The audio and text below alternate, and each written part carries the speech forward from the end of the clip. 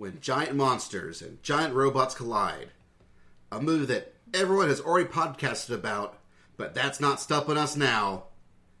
This is the OSMcast.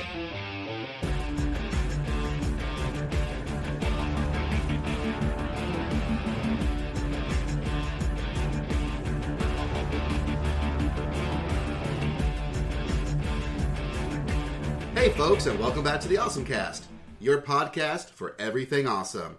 I'm your host Basil, and with me tonight is... Doug. And Kevin. And that's us. It's like 3 times in a row, and we're updating remotely on time. Yeah. Woohoo! We're almost a real podcast. I know, it's crazy. Actually, I think we count as a real podcast since I believe you guys are getting to go to... Is it Otakon as actual press? Yeah. Well, actual nerd press. Nerd press. So, I mean, I think we count on some level, which is good. So, we're doing it right. We just got to keep it up. That's right. So in case you didn't know, we're going to be, Kevin and I are going to be at Otakon this upcoming weekend, as crazy it may be, in Baltimore, Maryland. So if you hear us, come say hello. It might be us. It might be some guys who sound like us, and boy, will that be awkward for everyone involved, which is doubly the reason why you should take that chance. It's true. Did we ever podcast about your doppelganger that was at HamaCon? No, I don't think we ever did. Oh, okay. Then we need to interrupt. Oh yeah, because we don't do an OSMcast for HamaCon because it's kind of where we work. So yeah. Yeah, we all do panels and. It feels a little awkward to be Things. plugging our own con, and we don't feel. Yeah. We are not really impartial about it. It's So, awesome. You should go. Yeah, But, it is awesome. I do various panels that you should come and attend, and we even got Kevin to do panels this last year, so Yay. even more awesome. But and of course, Basil does opening ceremonies, closing ceremonies, the pain train, all sorts of things. They're completely awesome, and you should go to if you ever come to a HamaCon, which you should go to because it's one of the most fun conventions that I go to, which admittedly I don't go to that many anymore, and what I've pared it down to are all really great conventions. I've mostly weeded out the ones already that I don't like. But yeah, so it's the Basil doppelganger. yeah, but at this particular HamaCon, there was another guy walking around that Basil was the best man at my wedding. Basil was my best man. He is my best friend. And I would still mistake this guy for Basil from across the room. And if you're hearing any noise that the microphone is picking up, that would be a small fish I call Gurr. He's not called Gurr after he's not called Gurr after Invader Zim. He's called Gurr because when you look at him, he kind of gives you the impression that that's the noise he wants to be making if he weren't a fish.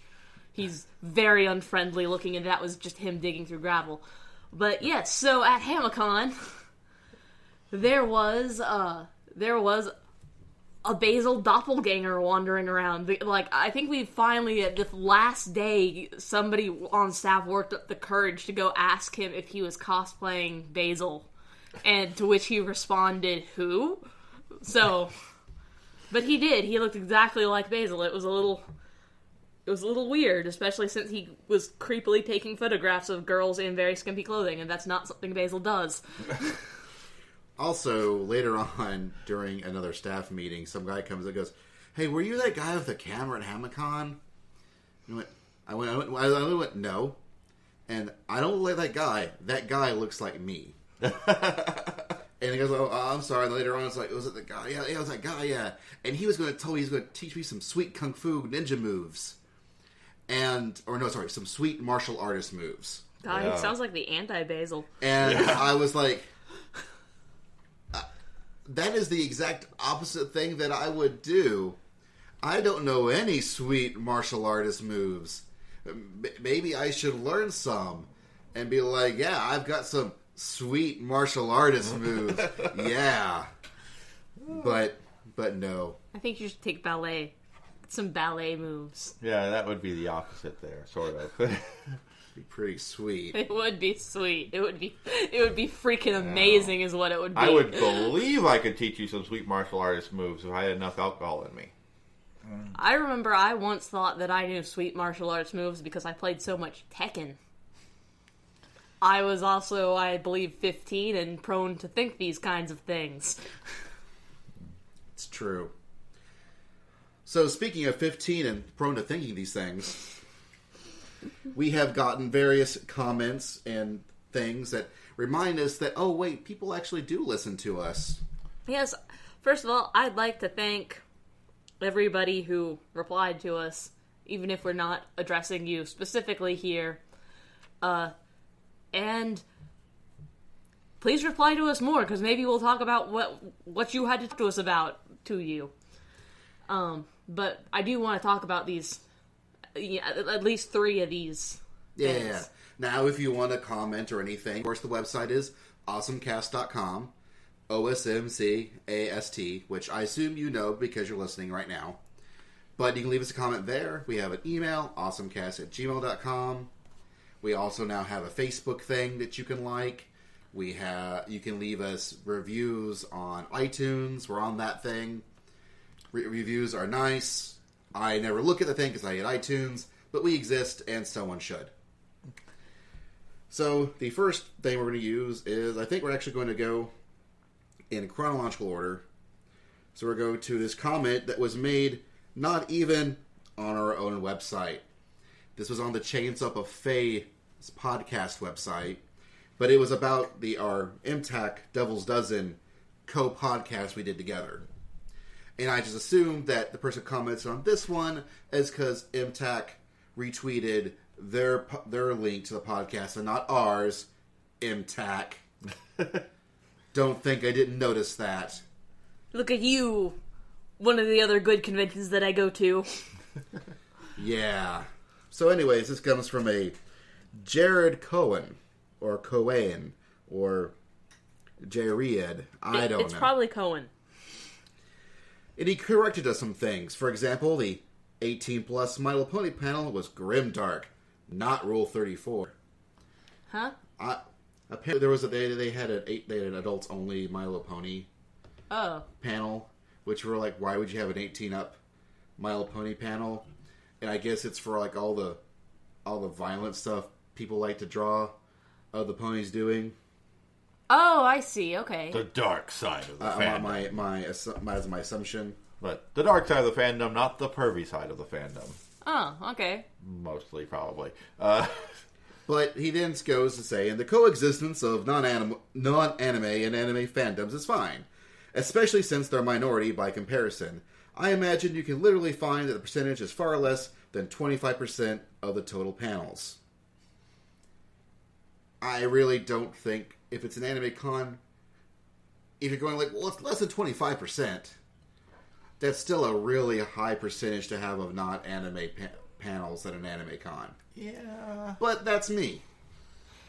I do in fact see a place for it, but at the same time, I'm also well aware because of how much you've gotten involved with a convention and several other conventions in the area, that there actually is a lot more submitted, like, of panels that are submitted. There's actually a larger percentage that are not anime related at all, and it's actually by people making an effort to keep the anime in anime cons, that the cons stay on focus, and that otherwise that My Little Pony, oh, what's that other one? Homestuck would actually have probably a greater presence if everything was just accepted based off pure volume. But yeah, we'd be up to our elbows in ponies, Homestuck, Sherlock, Doctor Who. Yeah. Whatever the kids are into these days, Hannibal, I don't know.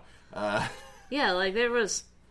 I remember thinking that at one of the cons I was at recently, and I can't remember which one it was, if it was MTAC or if it was Hamicon, that there were an awful lot of doctors for an anime convention, which I love Doctor Who, and I loved all the doctors. I especially loved all the fourth doctors that are now coming out of the woodwork. That makes me so happy inside. But at the same time, it's like I'd go up, I'd like, hug the person, I'd talk excitedly about them being the 4th Doctor, or I'd say, oh man, you're such a great 10th or 11th Doctor, or man, you're the only 11th Doctor I've seen, or you're the only 9th Doctor I've seen.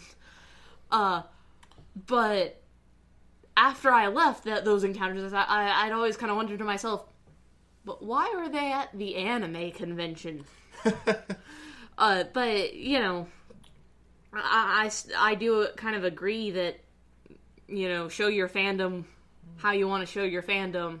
Go to the con you want to go to. Yeah. I am for, like, the people who run anime conventions keeping it mostly anime related. Like, if you're not going to keep it mostly anime related, become like a general fandom convention. And also, the Southeast, other than Dragon Con, you don't have a whole lot of sci-fi outlet, anime science fiction. Like, GMX is an example of another convention that has a non-anime outlet. But the truth of the matter is that if you're just a general fandom, if you're a person who's just generally into fandom, and you come to an anime convention, that may be a way for you to get into anime, so it's not that I don't want you there. Yeah. It's not that anybody doesn't want you there. Like, you should be wanted there. Everybody should be accepted at the cons. So, like I said, I do think the people who running the cons need to try to keep the non-anime panels to a minimum. But this 25% thing, I think, is fine, like, keeping 1 or 2, like, non-anime panels for the people who are there who want them. Well, I will point out again, 1 or 2 panels is definitely not 25%. Yeah. Like, and that's fine. Like, 1 or 2 panels even a day is fine, because overall it is a way, like, that's like, there are enough people who want it. A super small percentage of panels, and that might be what he was actually getting at. But if there's enough people who want it doesn't most of the panels hurt. I do aren't even anime specific panels, despite the fact that I do them at anime cons. They're mostly like Japanese culture. But that's sort of a different thing, because that gives people contextualization. Yeah, it gives people perspective for the anime. Yes. For the anime, and so I feel that is, again, that's my... Yeah, so much in anime starts making way more sense if you know anything about Japanese culture. And some you can't help but pick up through osmosis, but still. Like, oh man, as I am now studying the Shinto religion, like, I was already studying it a little bit before, but now that I'm actively studying it, like, I don't even have anything to comment on that. It's more like just, oh, Japan. Oh, Japan. You so crazy, not sure you're wrong, but still so crazy. And here is where, and he talks a lot of other things that, we covered, like, the fact that there is a culture track, but it's not as well known. Mm-hmm. How they're ending things 15 minutes, and that's maybe a little bit too early. But then he goes into, I resent your generalization of fan panels. I was one of the hosts for the Bleach fan panel, and it was done well. One problem is too many hosts, but I think stopping at around 3 is a good principle. Also, dealing with the overly enthusiastic fans is something a panelist needs to be able to do for anything. Not even just fandom-based panels. The outline of a panel is also important, and keeping the pace going can be difficult because the fan's going on tangents, which you need to be able to nip in the bud quickly. Answering as a character definitely requires screening. I agree. Now, the whole thing is that when he refers to fan panels, he means the panels where they go and... Where they basically role play the characters, And my response is still, that's dumb. Yeah. I was actually agreeing with him up until the point where you reminded me that what he's referring to is is people role-playing the characters. I've only actually seen that effectively done at host club panels, and I think part of that is because host club itself lends itself to, like, the boys of the host club themselves are basically playing roles for their guests. Yes. Which I think is one of the reasons why it works well for host club. There's at least one good Oron group out there. I've seen it done with Hetalia, and I'm trying to think of, like, the most diplomatic phrasing for this, which I've probably just ruined by saying that I'm looking for the most diplomatic phrasing for this, so I'll just phrase it non-diplomatically. Train wreck.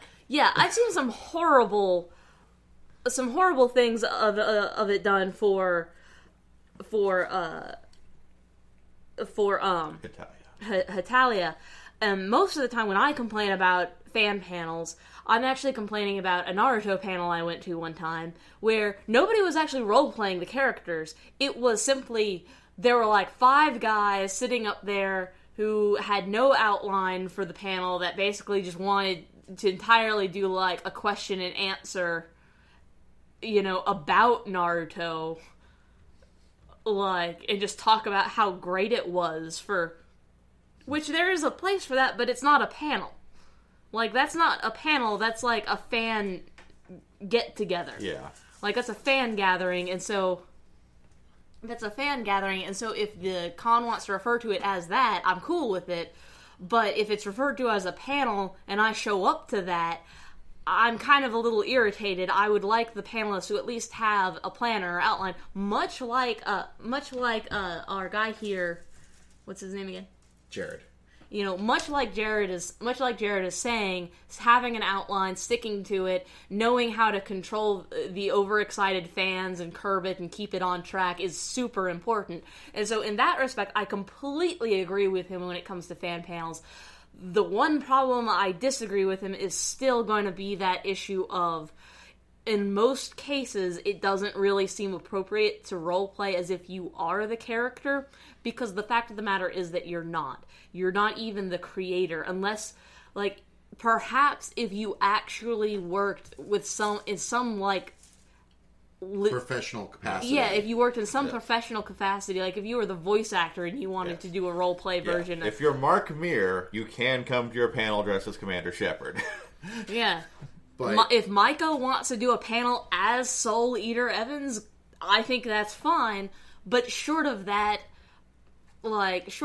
you need to be somebody who either you personally know the creator of the manga, or you personally have worked on, like, the translation of it or something. Like, you need to have some professional capacity before you do a fan roleplay situation. Now, you can dress up as characters. That's cool. But really, if you're going to do a fan panel, it should be a panel that talks about the show and contextual and does things that let people who are fans about the show be able to enjoy the show more than just going, oh man, they were characters, that was so funny. Now, I don't know if this, like, I have been to an Inuyasha panel where it was just a discussion on Inuyasha. Like, it was just a discussion of its themes.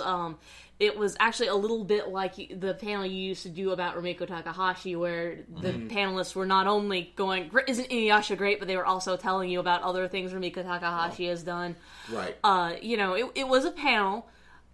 They did all the things that I expect a panelist to do. And they were dressed up as the characters, and I thought that was neat. Oh yeah, I thought that was nice. Actually, now that I think of it, I've been to Madoka panels that did the same thing, but they weren't pretending to be the characters. Right. They just happened to be dressed up as them. There's a big difference between running a Gundam panel and being dressed as Char, and doing a Gundam panel where you pretend to be Char.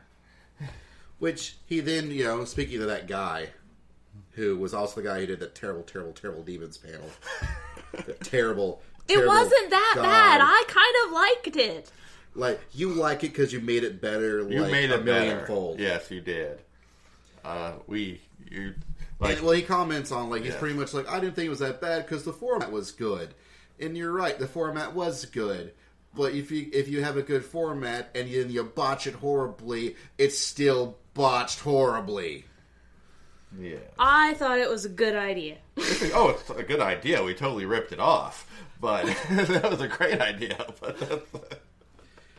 And then the next person who commented in the same thread was Molly Stark, who was one of the co-panelists for the Go Go Go Nagai panel, which we couldn't make because we were stuck doing another panel at the same time. Yes, but I remember you guys desperately wanted. Yeah, we wanted to see that. We wanted to see that one a lot. And if you're listening, Molly, because you asked if you guys did the Go Nagai panel at Dubois a couple years ago, then I know all the panelists this year saw you there. If you only did the one at MTech a couple years ago, though, I know at least I missed that one. Don't worry. It was us both times. Yes. It was the same panel. Essentially. That's okay, and there's going to be another one, a new one at AWA. It's going to be for more the obscure stuff, I hope. Yes. Get on that, Kevin. I'm Don't worry about it. It's after Otakon. Technically, Otakon. You got I time. have worked on it. Technically. And then the next thing we're going to talk about is, it was an email following soon afterwards by a person named Sarah. And she was the girl who did the Kabbalah. Well, hello, I'm the girl that ran What is a Sephiroth Kabbalah and Anime panel at MTAC and other cons. A friend sent me a link to your MTAC podcast a while ago, and I just wanted to say how much I appreciate all the lovely things you said about my panel. I try really hard to present good panels, and it's hard to get accurate feedback from people that aren't my friends. So I was wondering if you ended up going to see the Anime Angelology panel that I ran that Sunday, which you also mentioned in the podcast. I would love to know if you have any feedback on that one, since it's a lot newer than the Kabbalah one, and a little rougher. Thank you. Sadly, when we were talking about that panel, we were talking about how we were really sad that we probably weren't going to make it, and we didn't. No, which is a shame. We really liked the Kabbalah panel. Like, I think that was one of the ones that I wanted to go see, but I didn't have the strength left in me.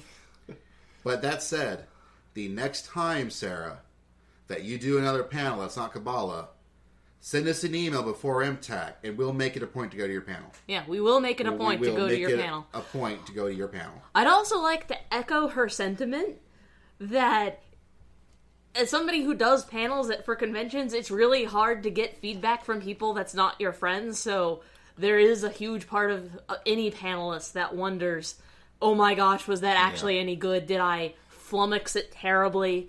So if anybody out there is listening, if you see a panel, and you have feedback to give about the panel, please give it to the panelists. They actually do want it, to know if they need to scrap the idea completely, if there's something they can do to make it better, or if it's genuinely good and they just need to keep going down this vein. As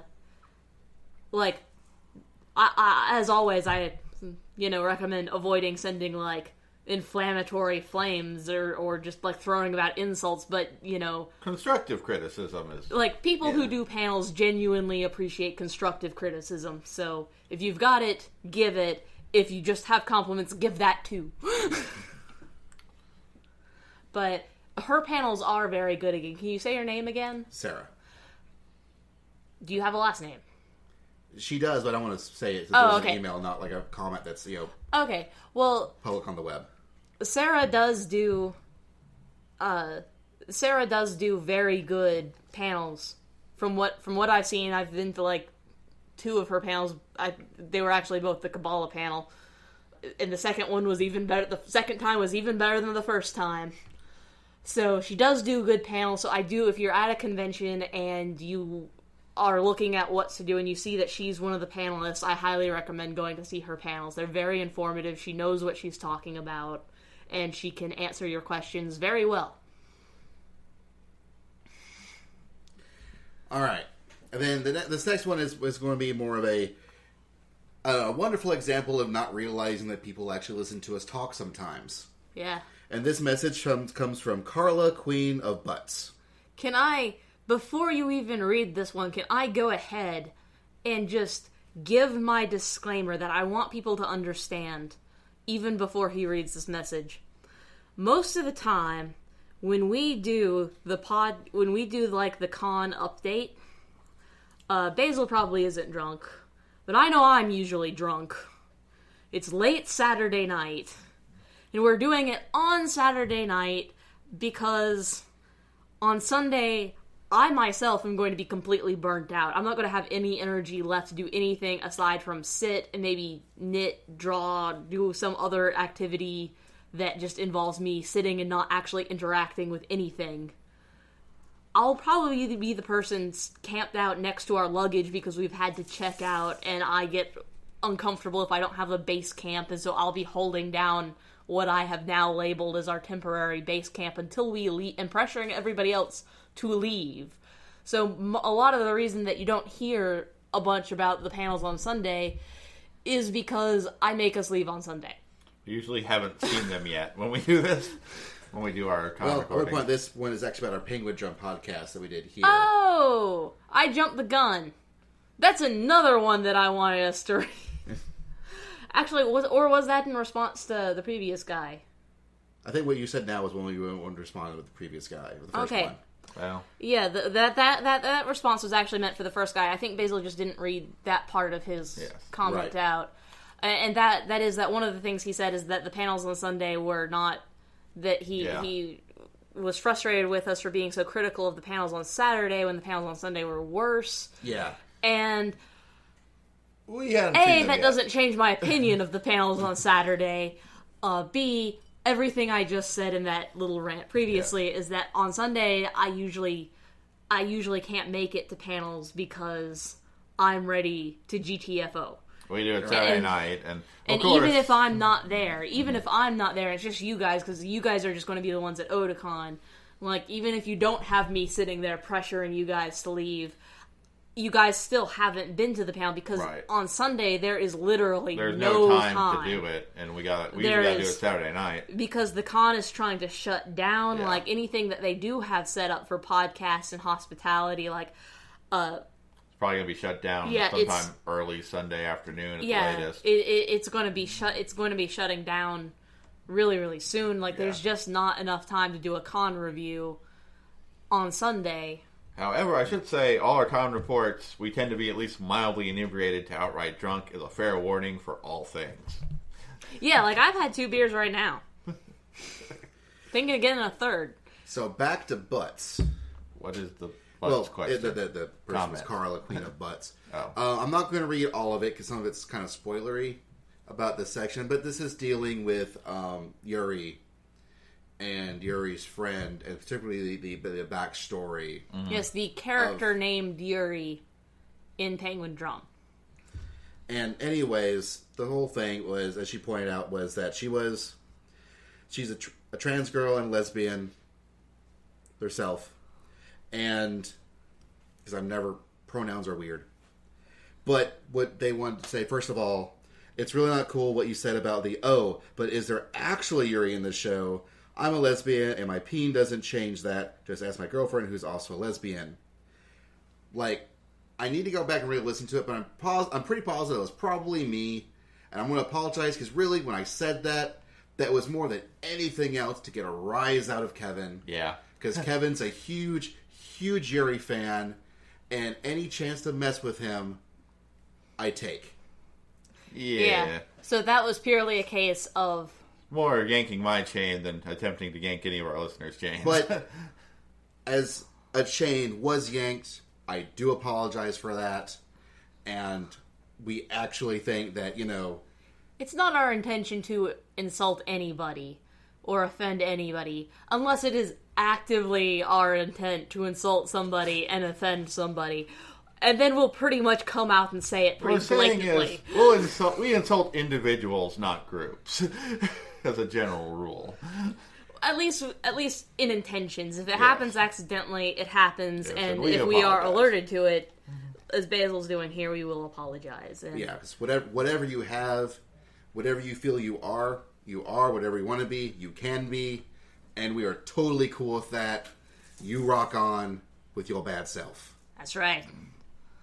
Like, I remember I was mostly bringing up, I think, the point that you made your comment to, mostly just because I thought it was a super interesting point. And I thought it was a super interesting perspective to look at that was kind of different from, I think, the perspective that I had heard from Kevin before of, oh my gosh, isn't this great? There might be some Yuri might be Yuriing. Yeah. Like, it's also one of those things where there's just enough context in that backstory that you can spin it out a billion different ways, depending on your own perspective on things. Like, and, that perspective that I proposed during that panel, during that conversation about Penguin Drum, maybe that I may have been overthinking it. I may have been not correct, but the fact of the matter is that if there is ever a director who asks you to overthink about something and just think about it a little bit deeper, think about something that you haven't thought about before, it's this director. And so, that's what I went with. So, it's a totally valid interpretation that, I don't know if I agree with it, but I could totally see it as a possibility. Mm-hmm. And I think that's more what I was trying to get in the conversation.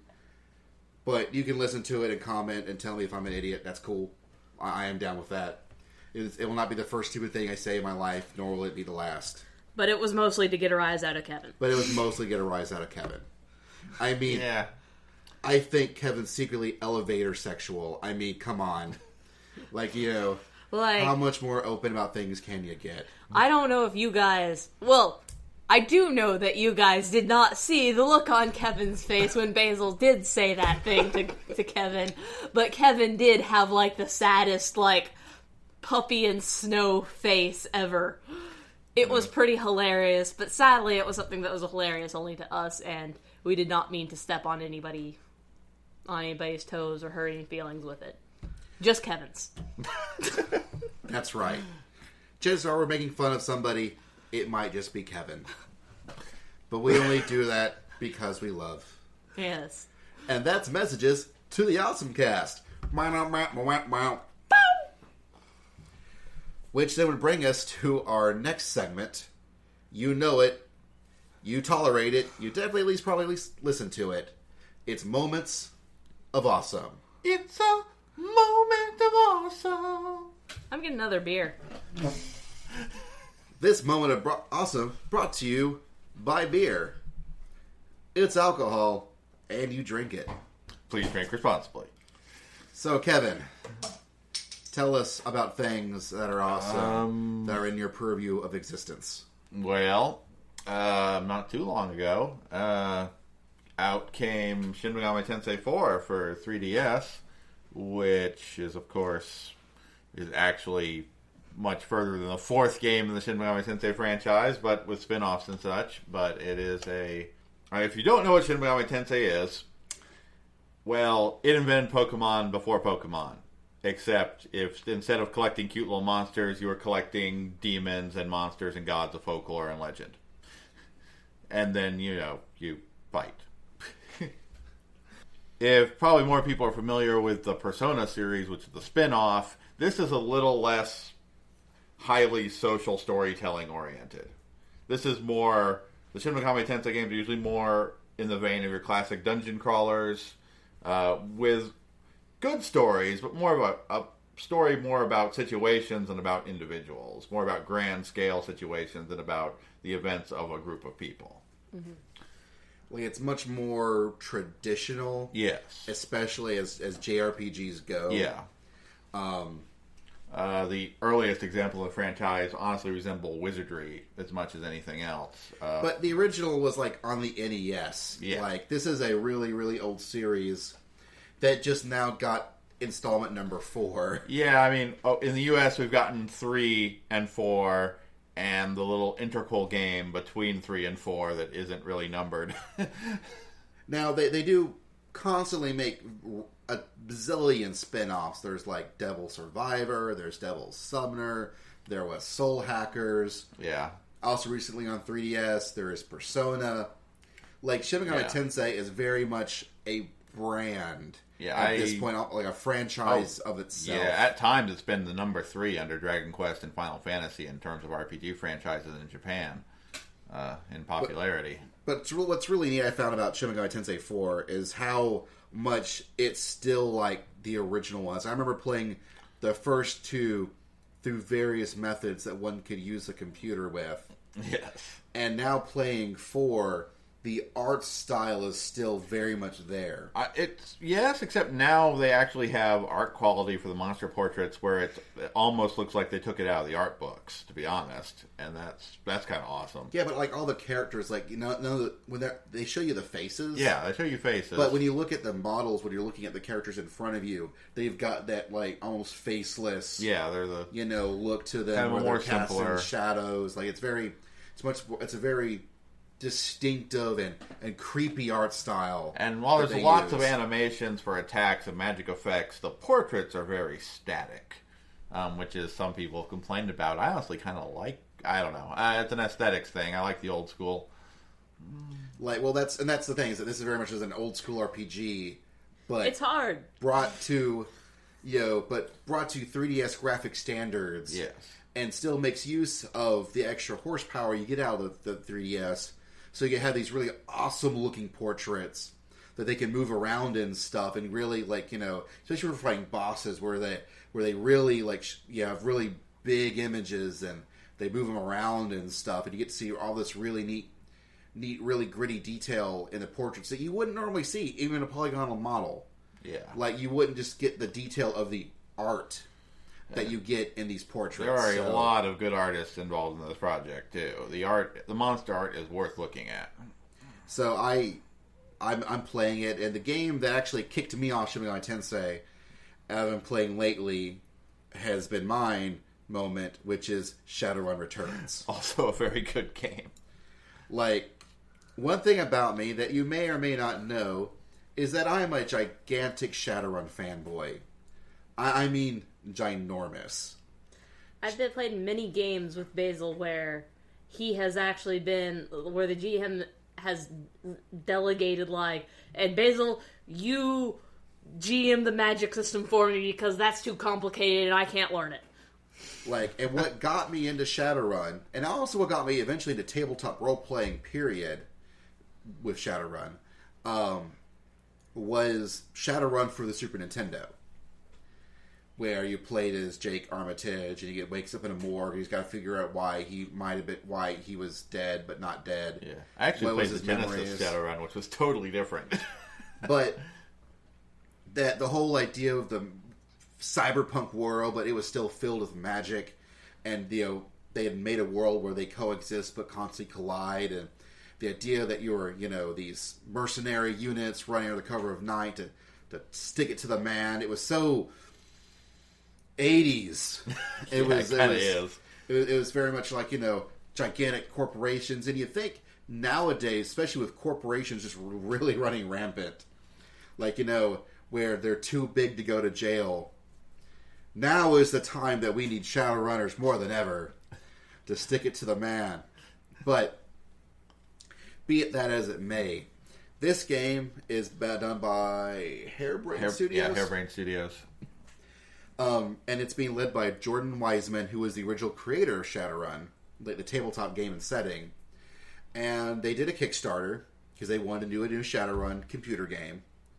And they got $1 million, $2 million, a crazy amount. And they put together this awesome PC game that's also very old school implementation. It's an isometric, turn-based role-playing game with lots of dialogue trees, and there's no voice acting except for grunts and and calls, and everything is text, and you have dialogue trees. And it's glorious. And you can create your characters, and man, it drips Shadowrun. It's obviously the creator, it's got all the correct terminology. The setting looks awesome, and while it's got that isometric look that Super Nintendo did, it's in full high definition. They drew high resolution art, and they did a really, really good job of fitting the polygonal models onto the backdrop, where it really feels like you're looking at this. It all looks like the same thing. The character, the background art is all drawn, and the characters are all polygons. It still looks like the same thing, and it looks like they're actually walking through the environment. They're casting shadows on things. It all looks complete, and that's something that role-playing games, especially when you try to do the polygons on not polygons, is super hard. I don't think a lot of people realize and look at this graphic going, well, it looks so simplistic. No, you don't know what they've done. And it looks really good. And the gameplay, I'm told, is very similar to XCOM. I still need to play XCOM. Well, certainly the new XCOM, the combat system really, at least from my opinion, resembled that a lot. In a very good way. But there is a good chance that we'll do an OSMcast just on Shadowrun Returns. So I'm going to pass the mic, as it were, over to Doug. I've got nothing awesome going on in my life right now, Basil. Whatever. I think someone's been watching shows like, I don't know, Free. Eccentric Family. Yeah. Yeah, I've been watching all of that. The problem is, my husband had to have gallbladder surgery. I myself, a few weeks, like a week and a half later, had to go into the emergency room with, like, super low blood pressure, super low heart rate, you know, chest pains and heart attack-like symptoms, despite the fact that I'm, like, a runner and I run constantly. Things are generally just not great around here. But if I had to pick out the awesome things that are going on right now, I would have to say Free. Like, just talking about the new season of anime. Okay, let me tell you why Free is awesome. Free is not awesome for the reasons that I'm sure everybody is going to listen to the pitch of my voice and think that Free is awesome. Free is awesome because it is what it is, and it doesn't apologize for it. Okay? You see, I usually hate shows that claim to be shown in anime, but then you watch them, and they're clearly Fujoshi bait. Something about it just makes me angry. In fact, the primary reason I watched, like, the entire first season of Black Butler was actually in, like, half rage. I was half raging at that show just to watch it. I know that people can comment that Blue Exorcist is or is not Fujoshi bait.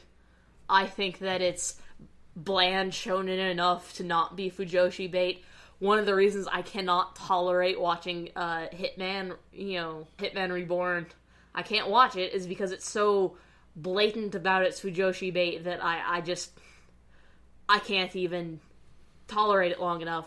But so this anime, okay, its first advertisement was a 30-second, like, little TV dancing thing of boys, like, horsing around a pool. Like, it was like 4 or 5 pretty boys, like, chiseled abs everywhere. Yeah, just, like, messing around with each other at the pool. And from that alone, people on the internet, crazy, beloved people of the internet, made, like, entire personalities for them. Like, I don't even know, like, Tumblr was apparently just set ablaze by this entire thing. Like, I don't even know if their, like, personality predictions have been correct or not, because I've been anti-internet lately. But they've just been set ablaze. And, okay. And so then, the next thing that came out was the same animation studio that released that little 30-second short announced that they were releasing a new anime called Free. And that's all they said about it. That's all they said. Now, if you've noticed, anime titles have been getting suspiciously longer and longer and longer. I'm looking at you, Anohana, which is actually titled The Flower That We Saw That Day.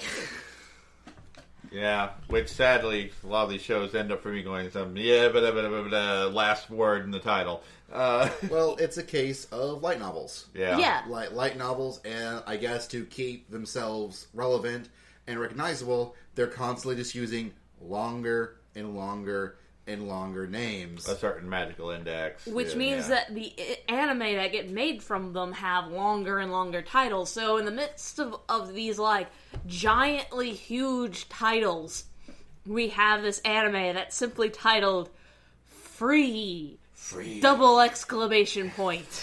Now, granted, by its by Kyoto Animation, and it's by a bunch of guys who swim in high school. It's a swim team. And it also has an accompanying light novel. Yeah. That Kyoto Animation is publishing themselves. Yes. And it's got a longer name. It's like something freestyle. But, but still, for the anime, they immediately went, it's free. It's free. Because the guy, he swims. Free. Yeah, and that's the thing about it, is that if you actually watch it, it is basically the same as any other sports anime. Like, it's just a sports anime. The fact that the character, that, it's an all-male sports team is pretty standard for a sports anime. The difference is that they're not putting on jerseys, they're putting on swimsuits, so there's gonna be a lot of skin showing, which is, I don't know what reputation it's having on the internet, but I imagine that probably a lot of people are scoffing at it, going, it's just a bunch of pretty naked boys, and, well, it is that. In fact, but that's part of what I like about it, is that while it is that, it is so unapologetic about the fact that that's what it's doing, but it's also not pandering. So it's unapologetic and not pandering, so it's not quite Fujoshi bait, while at the same time being Fujoshi bait. It's being a serious sports anime about a sport where the guys just don't wear much clothes. It's a fact. Yeah, I mean, just what can you do? And they do horse around the pool. Like, they do kind of like a hug on each other, and it really is, if you put it in any other contextualization, you wouldn't necessarily have pinned this down as being, oh, that's just to entertain the ladies. But I will say, though, that while you say it's not so much serious. It is a very carefree anime. Yeah, it is an anime that knows how to make to have fun. It's an anime that knows how to have fun, and if you watch this, you realize that a lot of this anime is really about these guys are having fun. Yeah, it's about a bunch of guys just having fun. It is a very gay anime in that it's very happy. Yes. But I think it's an excellent example of sports anime, and Kyoto Animation still knows who the audience is. The dudes are cut like no one's business. Oh yeah, they know that mostly girls are going to be watching this sports anime, so they have drawn the boys appropriately. But at the same time, that's not what it's about. Right. It's still about the characters, and really, that's probably the best thing for Joshi you could possibly do. Yeah, it feels like somebody finally got it. Is give them some actual characters to write their fan fictions and stuff about. Give them some meat for those bones. Let them worry about writing the smut. You just write the good characterization and story. Wow, I really stepped on that one. What do you mean? Throwing meat on those bones. As soon as I saw my... Yeah, you did. Yeah. At least it's not as bad as the earlier trip up you had. Talking about getting a hard one later. Oh, now it's really out of context. That is 100% out of context. We had tacos for dinner, and Basil said that he would have another. We asked Basil if he wanted the last hard shell, and he said, "No, I'll get a hard one later." I want a soft one now. Okay, but speaking of hard and speaking of soft, what we're going to talk about is in no way soft, isn't always awesome. Hey, can I talk about the other thing? Yes. Okay, so before we talk about the thing that is in no way hard and is in no way soft, I'm going to talk about the eccentric family. So I talked about the pretty boy swimming anime. This is the eccentric family. It's basically about... Well, the main character is a tanuki, which, for those of you who don't know, is the Japanese dog fox. No, not dog fox, dog raccoon. It is, in fact, a different species of animal. It is not the same thing as... A tanuki is not the same thing as a western raccoon, nor is it the same thing as a dog. It is, in fact, its own species, But so we're going to stick with Tanuki. However, in the show they do draw them. They do physically resemble Western raccoons more than they resemble dogs. But genetically speaking, that's a whole different story. And is irrelevant because in the anime, the main character, he's a very cute raccoon. And Tanuki generally are known to have the powers to be able to transform themselves to have, like, different shapes. The most common folklore is actually to take, like, the shape of a kettle. There's another story where they take the form of a Buddhist statue as they're trying to trick a priest. But just like Kitsune, they can change themselves into human. And the main character, despite being a boy, spends the entire first episode dressed up as like a Japanese schoolgirl. Like middle school girl, I think. Or is she a high school girl?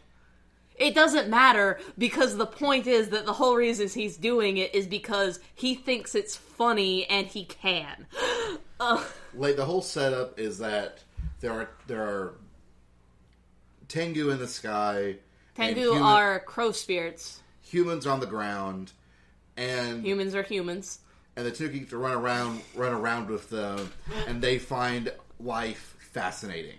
Or especially this guy, he finds the whole, like, you know, the actions of humanity are great. You know, interacting with these Tengu, like life is interesting, life is neat. And he's going to do his best not to get stuck in a hot pot. Yeah, like, he doesn't understand people who get bored with life, is basically the premise. In the first episode, we go ahead and reveal some of the major characters, being that his father is passed away, was a great Tanuki who has passed away. His master is actually a Tengu, and by master I just mean his teacher, who has apparently just been teaching him stuff, was a Tengu who has been hurt and can no longer fly for various reasons. A human who was another student of the Tengu, of the old man Tengu, who the old man Tengu has a crush on this hot young human girl, which is, from what I'm given to understand, happens. She, however, is human, and so is just absolutely relishing the power of being able to fly and not have access to all this, like, Tengu and Tanuki crap all around. Is totally taking advantage of the situation. Then there's our main character, who is the third of 4 sons, and is generally regarded as being the fool's son. His oldest brother is desperately trying to keep the family together. The mother believes that she is a prince. Not a princess, she is a prince. And she reigns over a pool hall somewhere in Kyoto. And the second oldest brother had, transformed himself into a frog so that he could be at the bottom of a well that's in one of the reliquary areas of a Shinto shrine. It's not exactly a cemetery, but it's kind of like a cemetery area. It's a place where people go to pray a lot, and yeah. He said that he thought that there was no point in people going to pray if there wasn't somebody to listen, so that's why he transformed himself into a frog. But now he's stuck as the frog, and he can't turn back into, like, a raccoon, like he actually is. And so he's stuck being a frog. But he doesn't mind. And then the youngest brother is working for another raccoon family, but is a scaredy cat and gets scared of, like, dogs and cats and things all the time, and has a hard time keeping his tail covered, and is depicted as generally like a little kid.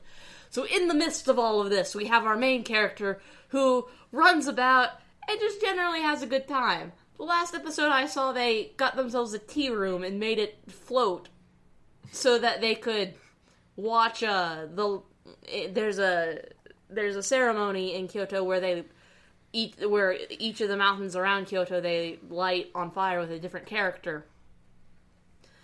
And the Tanuki often take to the sky during that part of the festival to see it from the sky, and the family does that, and it's funny and comical, and it's charming and heartwarming and all of those awesome things. It is done by PA Works, and it's an adaptation of a light novel, I'm not sure which kind of novel it is, light or not. But I did Tatami Galaxy. That must be why I like it. And it's really well written. I like that guy. And it really feels like to me like I'm watching it. It feels like they saw Tatami Galaxy. Well, like those are great. That's a great way of trying to show that series. And I see a lot of similar stuff they do with Eccentric Family. Seems similar to how they portrayed Tatami Galaxy, even though they were done by two different studios. Yeah. But now we go into our main event. It's the movie that all the other podcasts have already covered, but that's okay. We don't care. As the OSMcast, we must cover things that are awesome. Oh, can I tell you one more thing? No, because we have another podcast to do later. We need other stuff for too. No. Please let me tell you this one thing. Okay. Okay, I'm going to talk about another movie that's released in America. The Heat. Go on. Okay, for those of you who don't know, The Heat stars these two actresses, Sandra Bullock and another great actress. I don't know if she's that great of an actress, but she's very, very funny. Neither of us have seen this movie, so this one's all on you. I know. But okay, it's basically a buddy cop movie. It's your classic odd pair. You know, you have Sandra Bullock is playing this straight-laced, uptight FBI agent who does everything by the book, and the other actress is playing this rough and tumble, doesn't always play by the rules, but does what she's got to do to get the job done, like beat cop.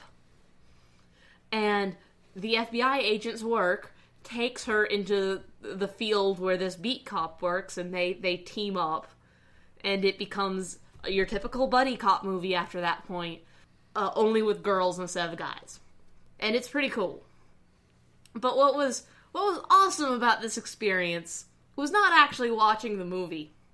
It was the fact that despite the fact that we had gone in to watch this movie, which I'm pretty sure is rated R, if not PG-13, is that we couldn't hear all the fucks and shits and gunfire and stabbing and people crying out in pain as they were wounded for the screaming 2- and 3-year-olds that were also sharing the theater with us. And yeah, this family had decided to go out to see the movie and brought clearly these young, didn't know not to scream in the theater children to see this movie. And the usher had to come in and actually ask them to take the screaming child out the first time. But then they kept trying to come back in, and sure enough, like, the kid would burst into, like, screaming fits again.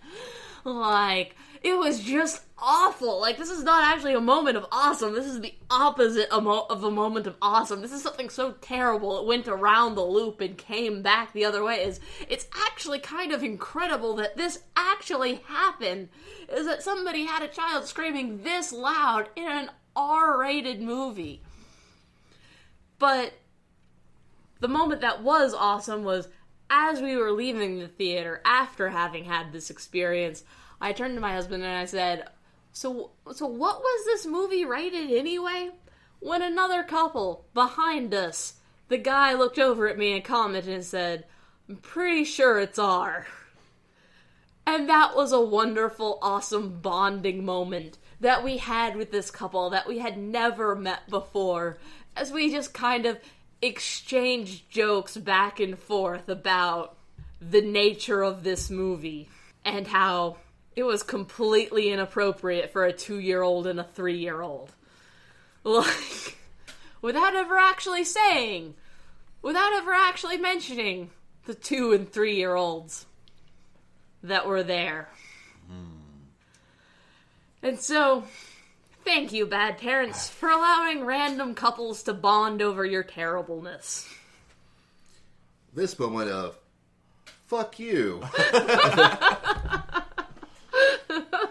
is brought to you by Doug. Because sometimes, hey, fuck you. And now, the main event, the thing that we're not going to stop until we talk about it. Are you sure I can't talk about one more thing? Positive. Oh, man, okay. That's right, the movie you've heard about all before, and we're not going to shut up until we say it again. Pacific Rim.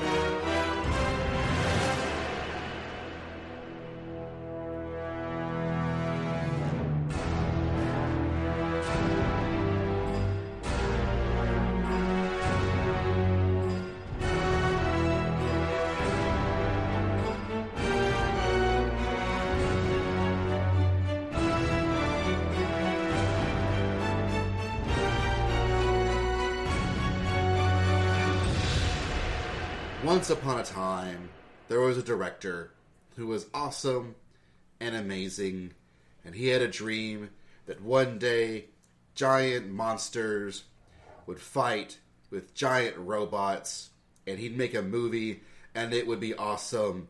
And it was. Pacific Rim, Guillermo del Toro, it's epic. That is freaking epic. I feel it's one of the few movies. There has been several pretty decent and downright good blockbusters, but nothing is quite blockbustered like Pacific Rim blockbusters. Yeah, I don't think I have seen a movie by Del Toro that I have not absolutely loved. Perhaps that he has made a movie that I would not like, but I have not seen it. Like, it seems like everything that he has done I really, really like it, and I think I was talking about this with you after we were walking out, as we were walking out of the theater. It seems like a good chunk of it is that it seems like he gets it. It seems like whatever he sets his mind to make a movie to, like, he actually gets it. He actually understands why people like this thing, and so he makes it as somebody who also understands. Not just as somebody who's trying to imitate or somebody who's trying to, like, cater to a specific audience, but as somebody who truly gets what it's about and is doing it. And that's kind of what Pacific Rim was like. Yes.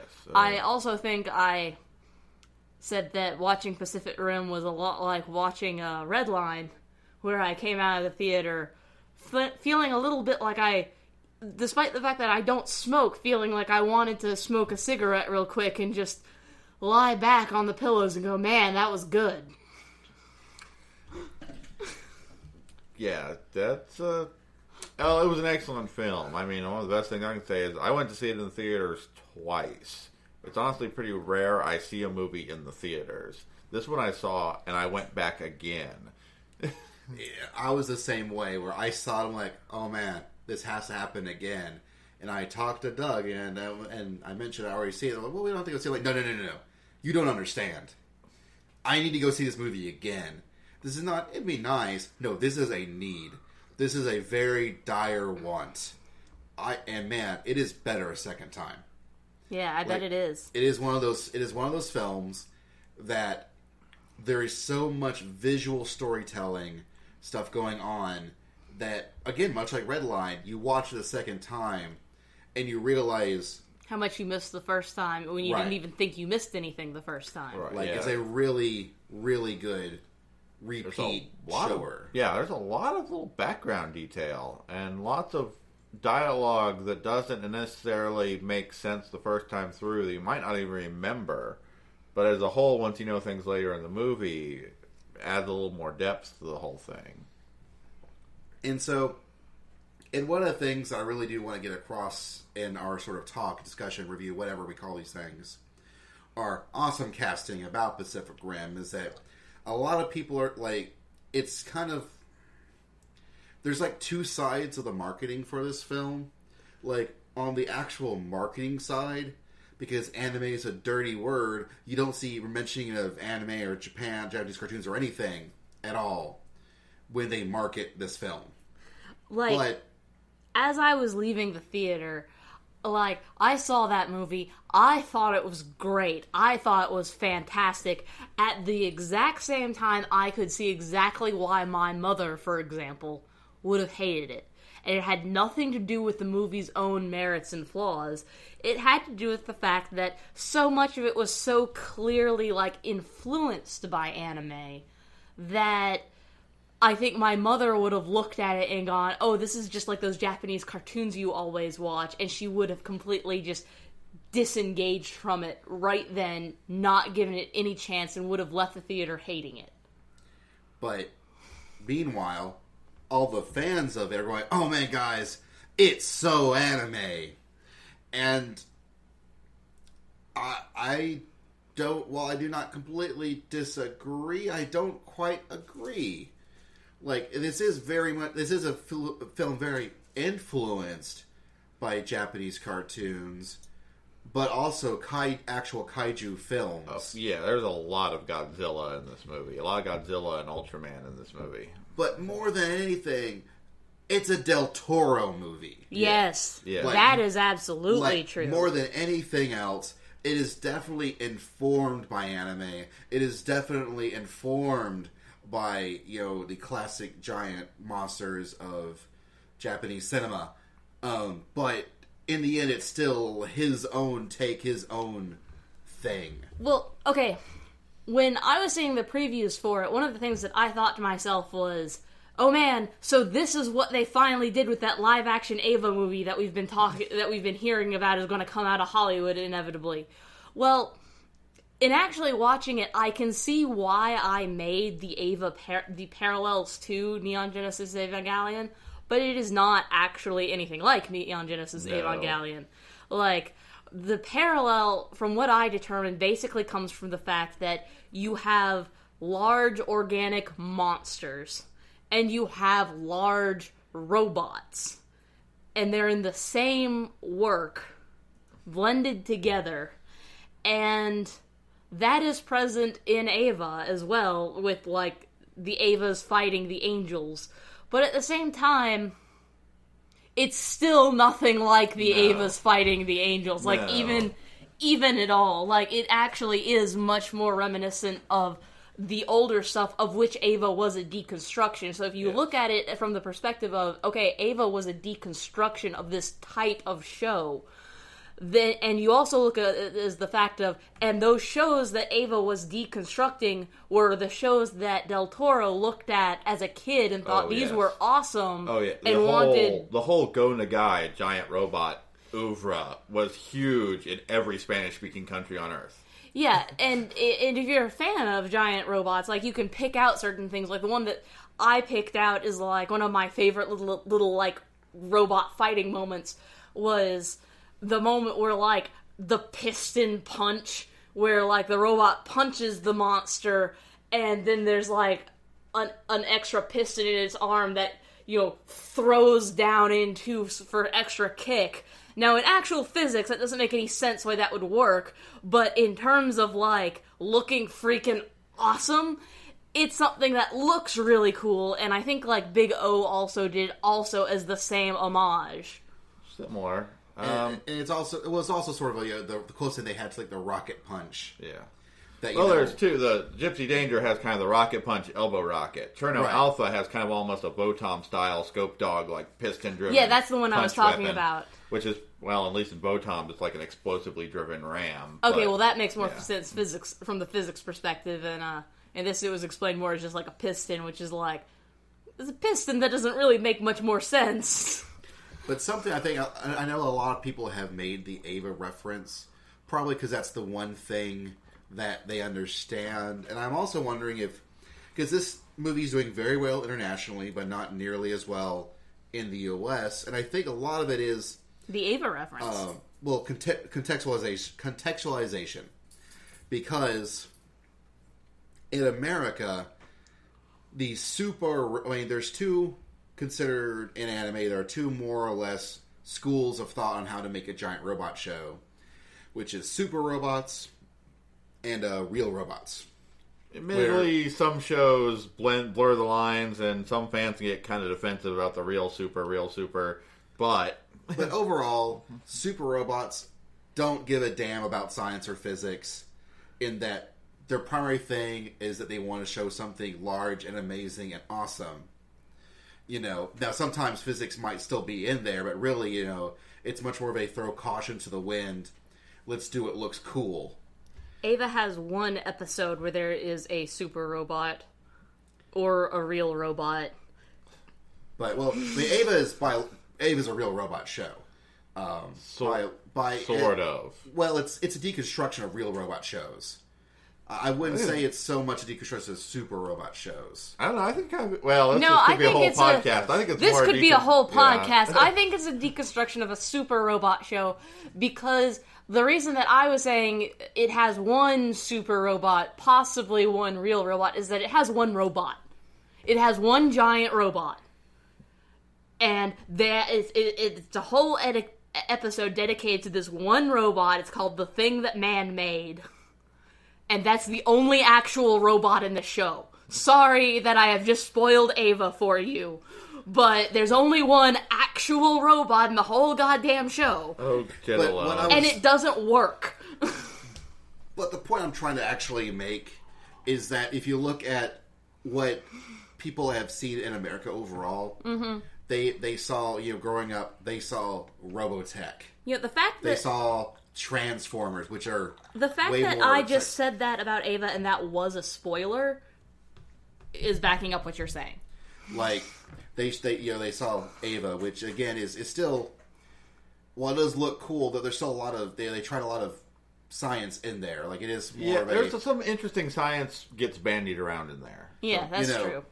But it's again, real robots. The whole thing is to try and contextualize in a more realistic setting. It's way more, it's a little bit more science fiction, whereas super robots are a little bit more science fantasy. Even Gundam Wing is definitely more on the real end of things. Right. It's and I feel that that was more of a political drama than anything. Yeah, we're all so used to in America seeing all this real robot stuff, and we never really got the super robot stuff that really proliferated in like the Gonagai stuff that did get in the Spanish-speaking countries, that does form, Del Toro's, background. And so a lot of that really comes through with Pacific Rim. But, that said, one of his other primary influences is Pat Labor, which is way more on the realistic side than the super side. And I think you see that influence also in Pacific Rim, because everything moves like it should. Yeah.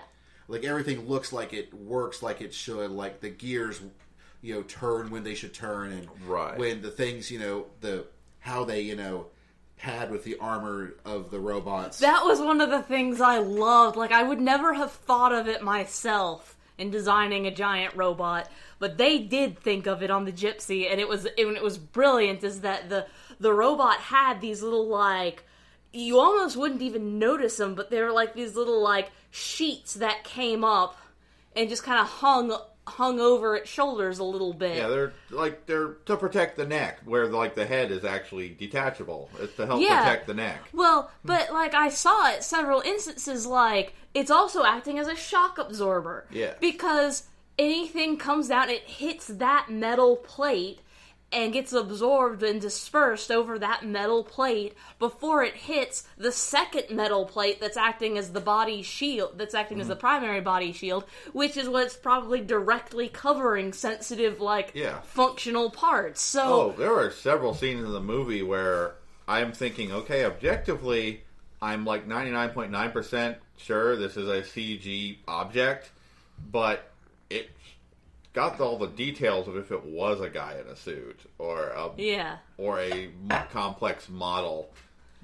Yeah, one of the things I loved about this movie was how well it kept its sense of scale and placement. Like, these were giant. Okay, a lot of times in some other of the giant robot movies that have been out recently, namely the Transformers movies, you don't actually see a lot of the fight in real time. You see it super slowed down. You see, or super sped up. Yeah. Or super shaky.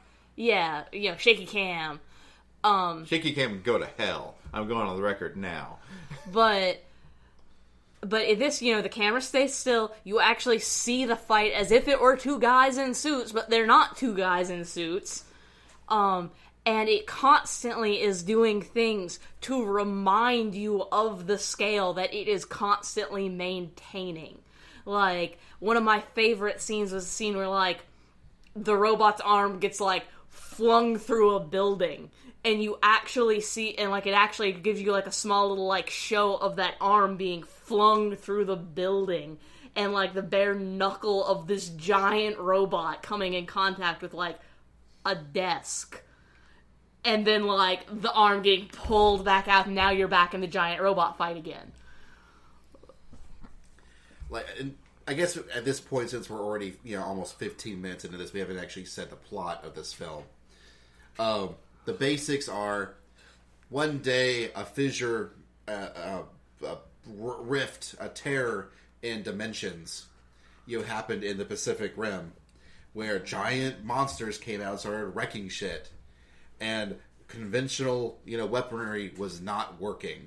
Yeah, the first one, after days and days of trying to kill it with conventional weapons, and after it had wrecked several cities, they finally took it down. They started construction, and this is a bit of where they hand-waved the science, which is what puts it into the super robot category rather than the real robot category, is they said the world's greatest scientists came together to make these giant robots, the Jaegers, which Jaeger is German for hunter.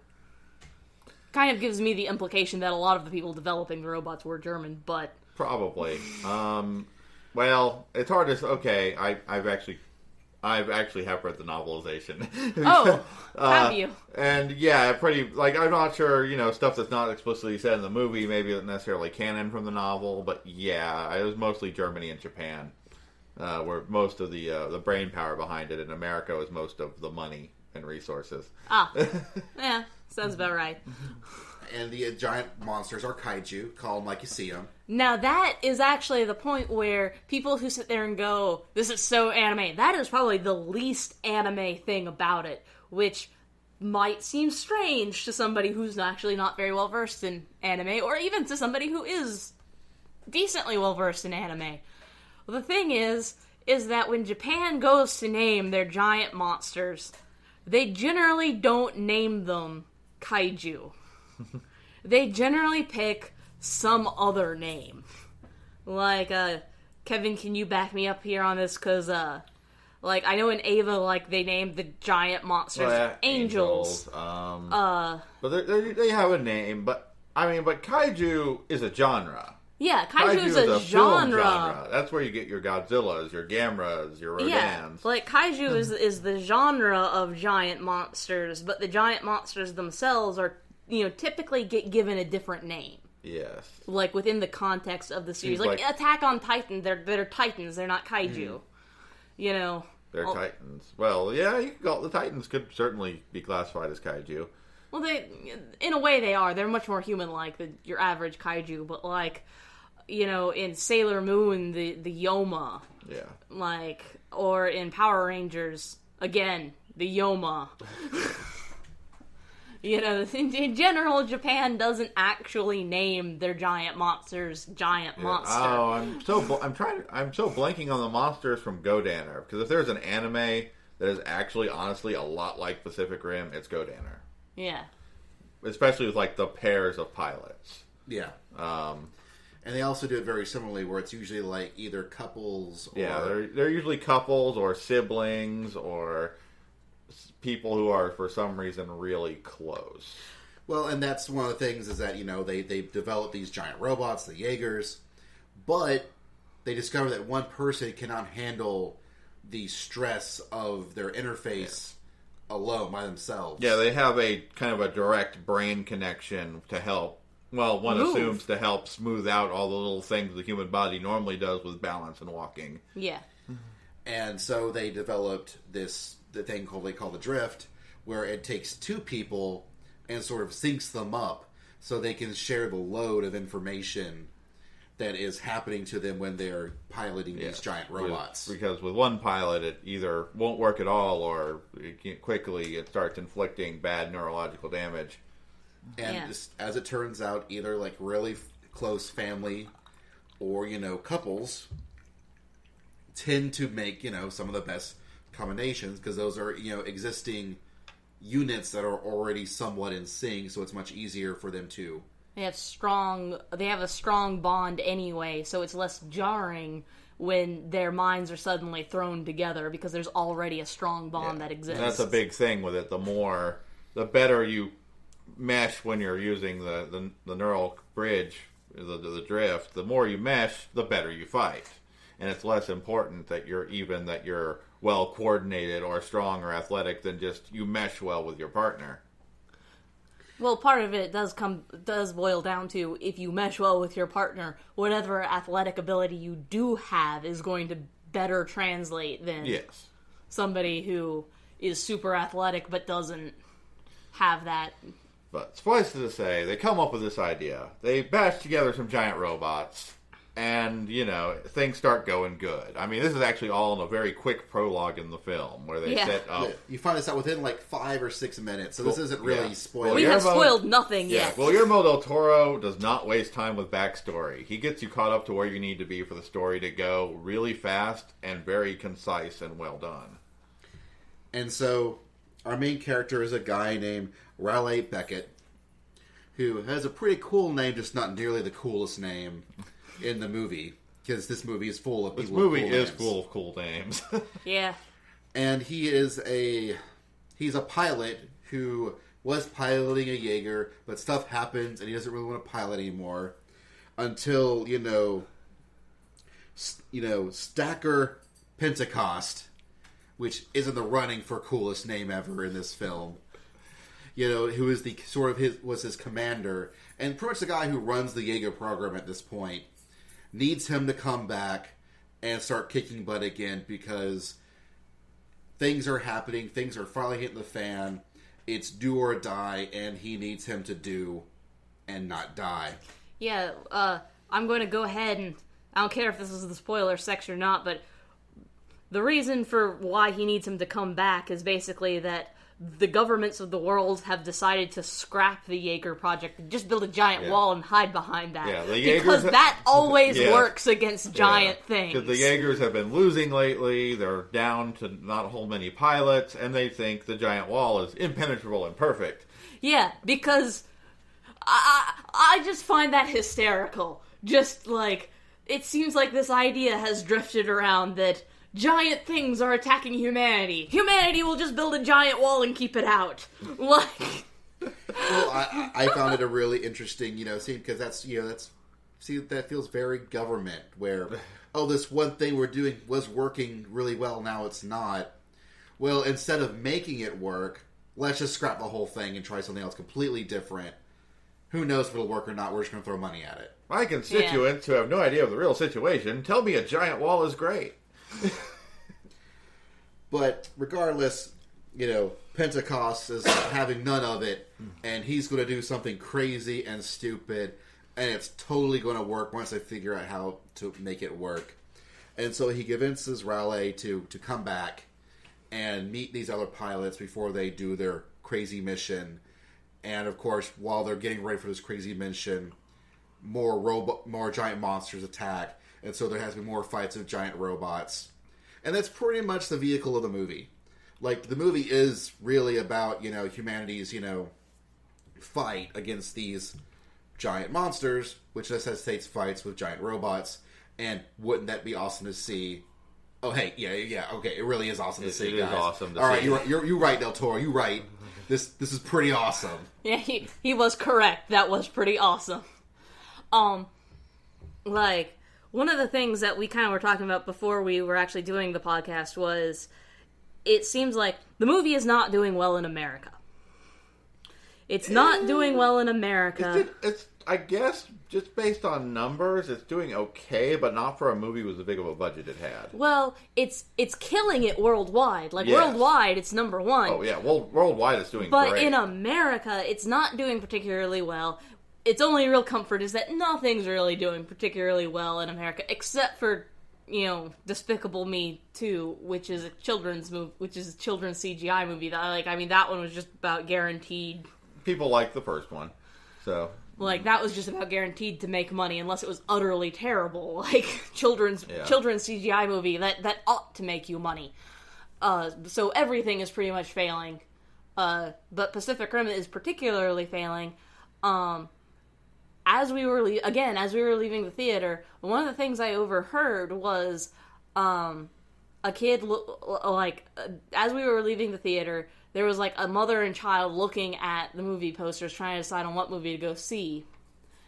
And the little girl going, what's Pacific Rim? And the mother going, oh no, sweetie, that's science fiction. We don't need to see that. That was actually a tweet I mentioned about Daryl Surratt said. Like, he saw that. No, I saw that. Okay, well, then it really is happening. That is happening. That is not a one-time thing. Like, that is something that is happening. Like, and it's sad. Yes, because more little girls need to see giant robot movies. I'm 100% serious about that. Well, that's true too, Kevin. But I think the greater point that more people, especially little kids, need to see science fiction. Yeah, I can extend that to all genders. I would even go as far as to say is I find that there is a disturbing movement of anti-intellectualism within our nation, yes. And that is what I find disturbing and needs true. to be stamped out. That does make me... Like, no, sweetie, that's science fiction. That's not for us. To me, that says anti-intellectualism, and that bothers me. Like, now, it's true, I don't... With the case I saw, I don't know if they just decide they don't like science fiction and maybe they're smart in other ways, but, maybe they like other science, they just don't like science fiction. I don't know. But all I saw was, no, sweetie, that's science fiction. That's not for us. Yeah. And I'm sure that actually had to stick extra hard considering you're a sort of like biologist and... Yeah, being a biologist, which, by the way, that was actually my favorite character in the whole movie. If you could do me a favor, Basil, and look up the character's actual name, because I just called him Charlie. Because he's the actor is Charlie Day. He plays Charlie in, Newt something. It's Newton Geisler. Yeah. Newton Geisler. Again, awesome name. Call him Newt. Yeah. And by the way, this takes place, their headquarters, they call it the Shatter Dome. Yes. It's called the Shatter Dome. Apparently there were several Shatter Domes, plural, at one point. Well, Newton Geisler was my personal favorite character in the whole movie. He's not actually even a pilot of one of the robots. He's a biologist who started studying the kaiju. And he actually he's played by the same actor that plays Charlie from It's Always Sunny in Philadelphia, hence why I called him Charlie. And it's basically the same character, only plus about 100 IQ points. I liked his friendly rival mathematician friend. Yes, his friendly rival, the mathematician friend, was the same guy who was kind of the smarmy guy from Torchwood. Yeah. Heinrich something was the character. Yeah, so the two of them palling around, most brilliant combination, by the way. Oh yeah, they figure out everything. They're vital to the plot. They figure out so much. Oh man, but so Newt, being a biologist myself, I absolutely adored Newt. I absolutely adored it when the mathematician gave these hard, numbers, and the biologist goes, yeah, but those are just predictions, you can't actually know, give me the thing to let me know. And of course, the military dude looks at the biologist and goes, and just kind of doesn't say anything, and his silence as he turns and walks away is just the implied no that the biologist is probably expecting. And so the biologist does what any biologist does, and finds whatever scrap he can to do it anyway.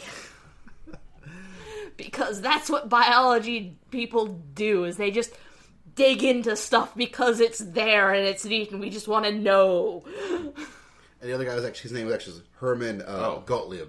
Herman. Yeah. Herman and Newt. They were brilliant. They were an interesting little tag team. Oh, they were amazing. Well, there were several great tag teams. Like, one of the saddest things about this film is because they only had so much time. Yeah. There were a total of 4 sets of pilots for 4 giant robots, and we only got to really know the Gypsy Danger and the Eureka, the guys from Australia. Yeah, Eureka Striker. Yeah. Eureka Striker. And we never got to see the awesome, Russians and the awesome Chinese guys. Yeah, the Chinese They guys weren't Russian, were they? The Cherno Alpha, they were 2 Russians. Oh, a married couple, actually, although the movie never points it out. I thought they were Swedish for some reason. Yeah. Maybe just because I like Norway, and so I want everything to be they were from Russians. that region of the world. They were Russians, and kind of some offhand comments make me think that either them or people connected with them were responsible for a lot of the stuff they actually had at the Shatterdome. Because they said they could get anything from the Russians. But, yeah, like the Russians, most of their characterization is just through presence, because they're big and blonde and awesome looking. Well, there's not enough time in the movie. Yeah. But they do, and this is another case of Del Toro being really great at visual storytelling, was that I noticed them in every scene they were in.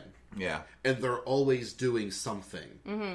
Like, whether it's, the wife, showing dominance over, her husband, and as main character guy is walking by. Mm-hmm. Obviously, saying, hey, I'm the one in charge. He's my man. He's not your man. Step off. Yeah. Oh yeah, I like that she was kind of the lead in their mecha team. They were always, looking, like that. Yet we're badass. It's cool. Yet we're badass. And then, the Chinese guys were doing the same thing. Their big thing was they play basketball. They're playing together. basketball all the time, but sadly, as the movie's set in Hong Kong, they blended into the background a little more because a lot of the. I don't think they did. I thought they stood out pretty well. Like, they were good because they were kind of wearing the red jumpsuits. And well, that's probably why they stood out. But yeah. which is good because since the movie's set in Hong Kong, there's a lot of Asians in the background. And I'm not saying all Asians look alike because they don't. But when you have a big crowd of Asians, it's like, oh wait, there's the Chinese pilots. There they are. But sadly, we get like I said, we get Raleigh and girl's name Mako Mori. Mako Mori. Them, and then the Hansons. Yeah. Herc and Chuck Hansen, the Australians. Although, I have to point out that Herc Hansen, the father, the actor's name is Max Martini, which could have been a name in this film anyways. And it's Hercules Hansen is his full name. So this is awesome, cool name, the movie, amongst other things. There's another character you meet later on named Hannibal Chow.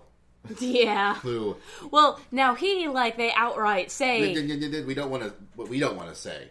Oh. Like we will have a spoiler section, I promise. Oh. And we will talk because there's a lot about this film. Like I first thought, well, do we really need a spoiler section? We do. And after thinking like within seconds, I'm like, no, we gotta have a spoiler section because there's a whole lot of things that I want to discuss that are spoilers.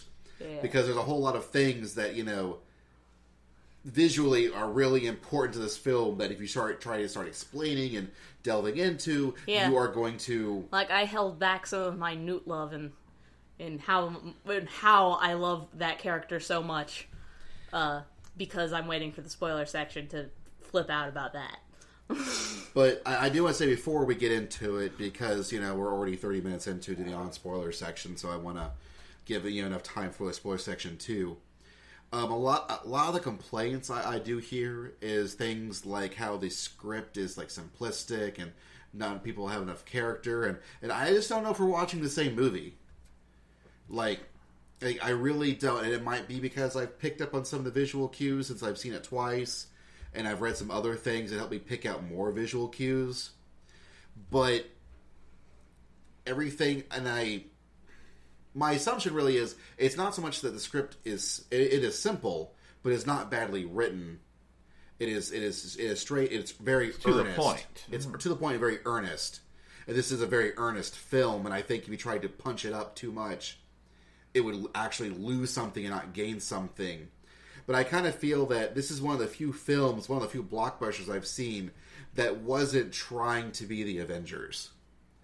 Like, I saw Star Trek Into Darkness, and there was a lot of quippiness going around between all the characters. It's kind of that Whedon-esque dialogue. Iron Man was full of it, which makes sense. It's Iron Man. That works for Iron Man. And even its storyline is a direct consequence of the Avengers. Yes. Yeah, but even watching, Fast and Furious 6. Oh, and don't forget R.I.P.D., which is basically, so we really wanted to make Men in Black again, only we wanted to make it a little bit more quippy. But that's saying something. Yeah. But I'll point out that Fast 6 did the quippy really good. And out of all the films, that film nailed it the best. And honestly, almost nailed it as good as the Avengers did. I don't know if I'll do a podcast about it because I'm the one that loves that series. But man, Fast 6 was a great movie. Yeah, I have heard a lot of positive comments on that, even from people who don't like the franchise as a whole. But, this is about Pacific Rim, and one of the things I really liked was how not quippy this film was. It felt like, it was very much its own creature. And I really enjoyed that part. Okay, wasn't there a guy who published a thing of basically how to make a movie? How to make a blockbuster summer hit movie. And every other movie, aside from this movie, basically follows that blueprint that guy laid down to a T, with the exception of Pacific Rim, despite the fact that that guy who wrote, how to make the summer blockbuster movie blueprint said, now, don't do every movie like this or else they'll all suck. Well, I know what you're talking about, and I've yet to read the article or the book about it. So I even can't say the Pacific Rim bucks it or anything. It may not. I'm not sure. But, at least compared to the other blockbuster films I've seen this year, I feel it at least bucks those movies.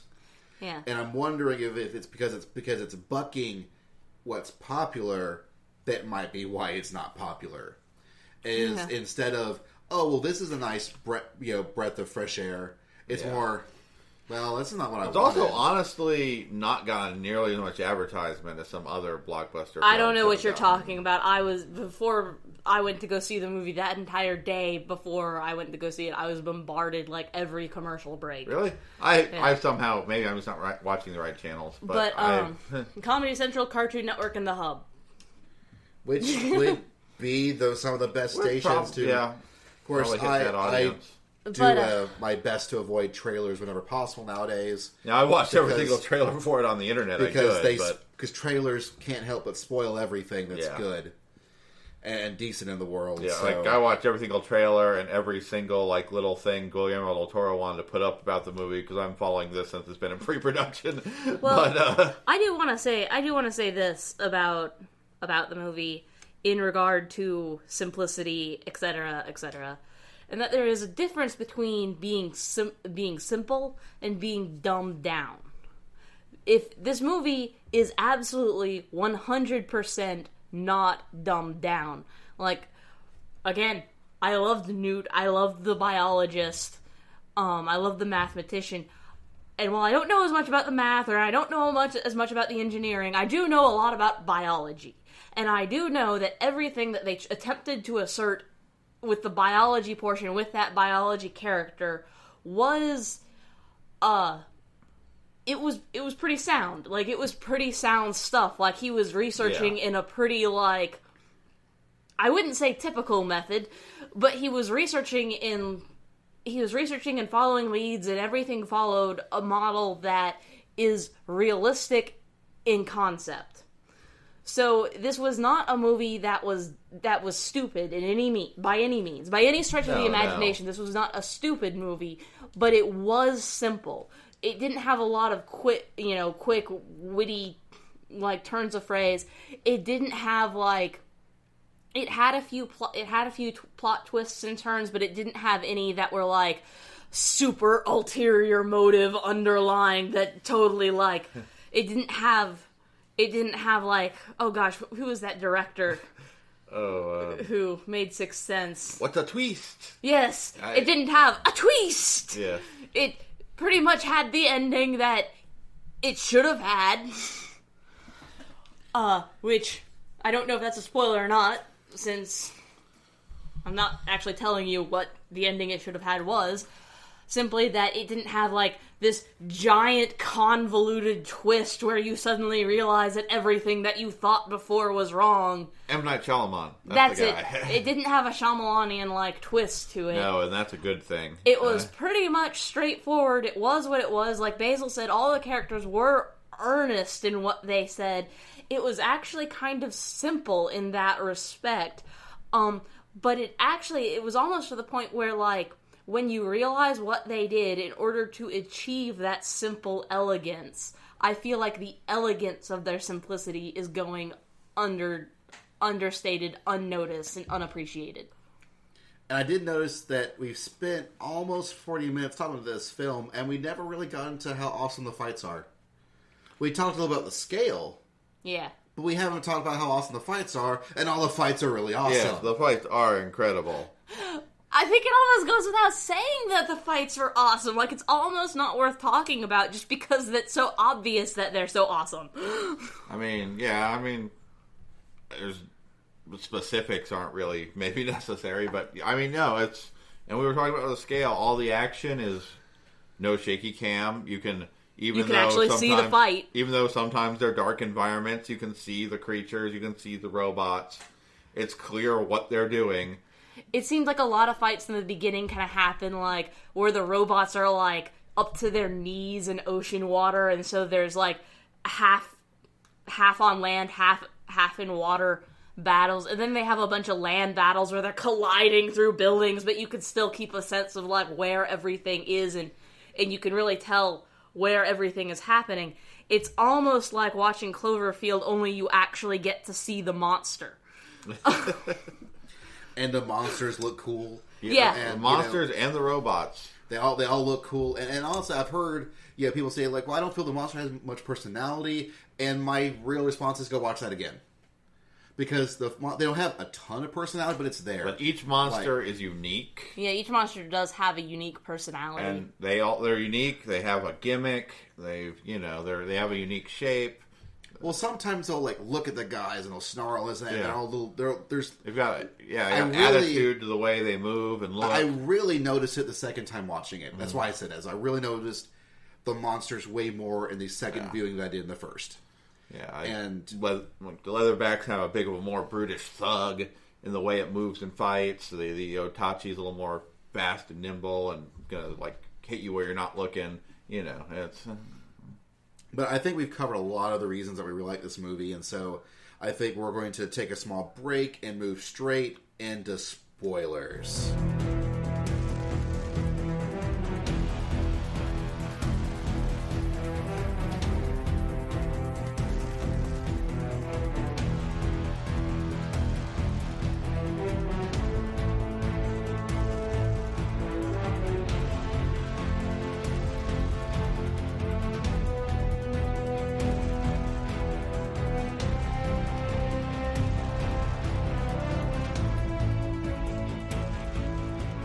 This is spoilers. Spoilers. So, if you don't want spoilers, then stop. What the hell you're still doing here? Pause this, go watch the movie, come back. Hopefully it's still in theaters. Hopefully, because I actually do feel like this is a movie where I think you're going to lose something by not seeing it in the theater. Yeah, this is a big screen movie. But man, is it going to be pretty on Blu-ray. Oh yes, yeah. yes. Like, I really do think that unless you have, like, a theater set up in your home, you're going to lose something when you see this movie at home versus in the theaters, because it is such on a grand scale. Like, because you just need to be surrounded by the scale that this movie is. And about how rich sometimes the colors can get. Because this is a movie where, even though there's a lot of grays and a lot of browns and a lot of, like, stormy gray waters, there's also, when he uses color, he uses color incredibly well, and it's really there, and it's bright, and it's awesome. Like, there's a definite contrast there.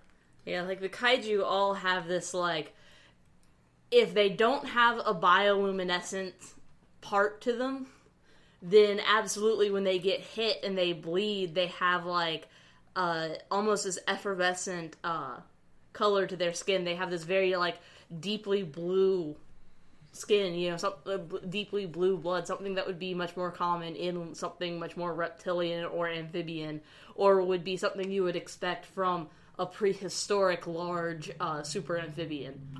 And most of them do have some kind of bioluminescence or emits some kind of something that emits light, even like their saliva or the inside of their mouth. And one of the things that I read online that brought attention to me was a story about a guy who his girlfriend doesn't process. She processes visuals like most of us process language, and so she noticed a lot of things on the one watch of the movie that he never did. For example, I feel that one of the most of the defining scenes in this film that really shows us how great a storyteller that Del Toro can really be is the flashback scene. Yes. Where we learn about Maury's backstory and how they use that to sort of explain both her character and Pentecost. Where, you know, one of the things you notice about Maury is that she's got, you know, blue-tinted hair. You know, first it's, oh, well, that's so anime, but really, it's this, you notice it's the same color blue that's the kaiju blood. Yeah. And I noticed that pretty quickly off. Well, if you look at the flashback scene, it's also the color of her coat.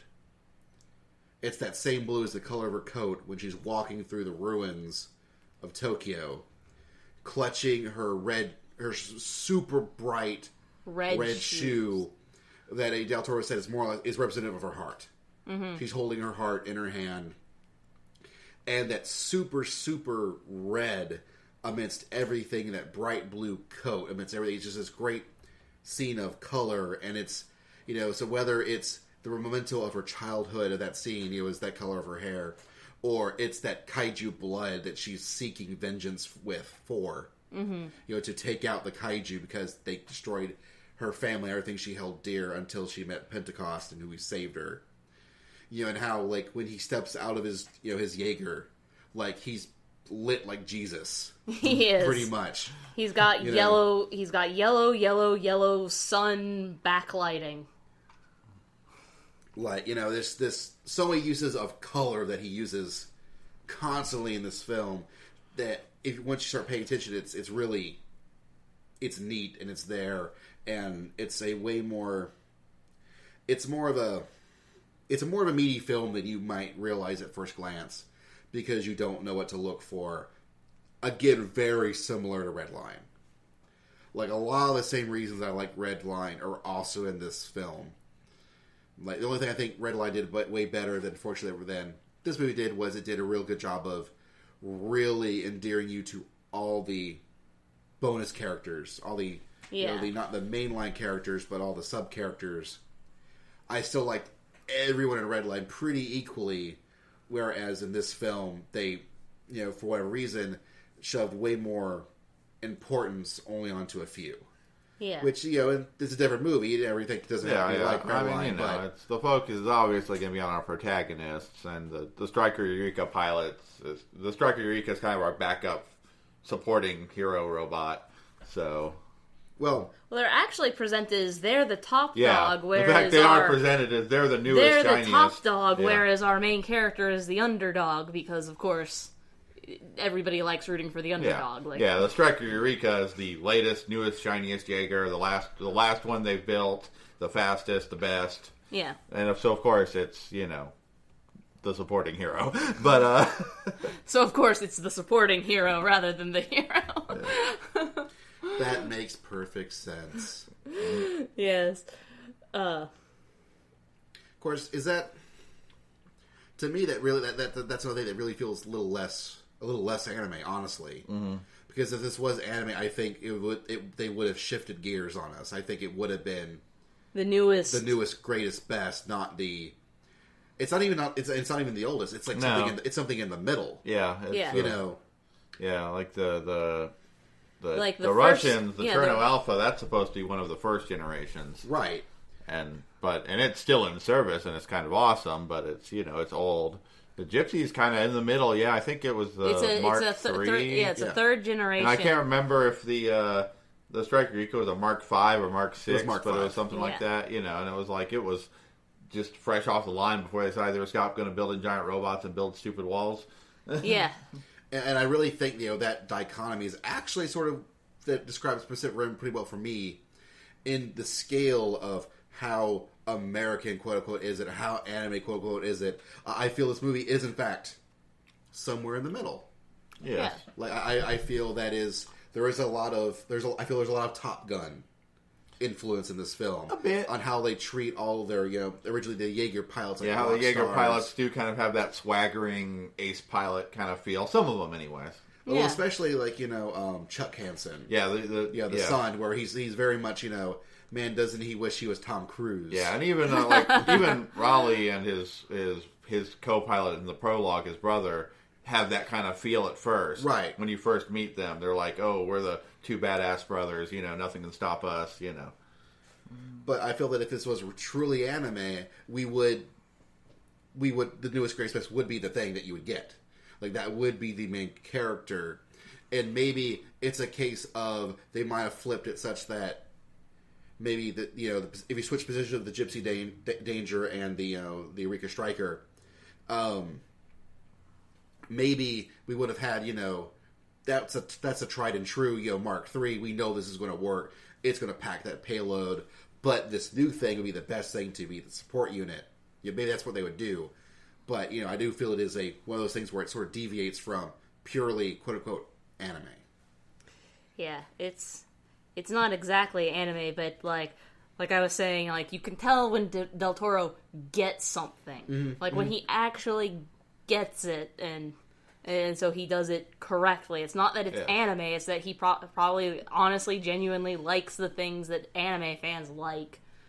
Well, yeah, and I think he did that as a big budget movie, and did incredibly well. And so that's what I think people are thinking, oh, it's so anime, is because it does such a great job taking that inspiration and reinterpreting that in a live action setting. Well, even at the end of the credits, there's the very special thanks to Ray Harryhausen and Ishiro Honda. Ray Harryhausen being the king of stop motion monsters, and Ishiro Honda being one of the creators of Godzilla. Yeah, and that's, I think, is really where he's coming from his inspiration. I mean, there's obviously some anime inspiration. Oh, but I loved how they even made a reference to the fact that the giant monsters, the kaiju, are so big that they have to have a secondary brain outside of the skull just to control their giant movements. I love that inclusion of that little detail. And when they actually they're cutting it open, they have to fill the body with nitrogen, so people have to walk in these space astronaut suits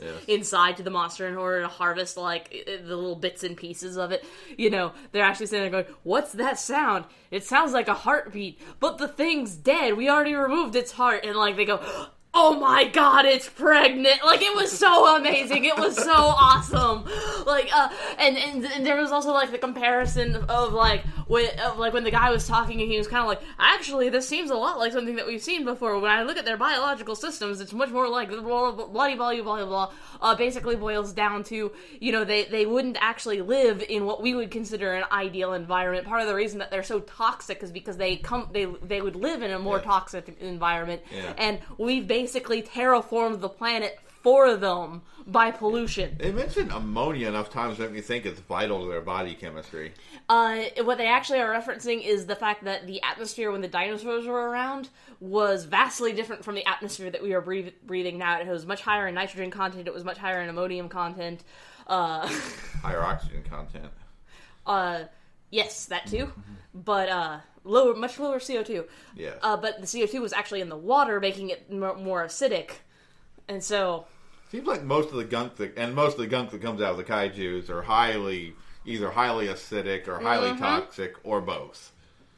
Well, yeah, they make a big point about that. I mean, just killing them inland apparently poisons the environment for miles. It's a big industry is having to clean up after the kaiju. After the battles are over. And in fact, there's one character, Hannibal Chow.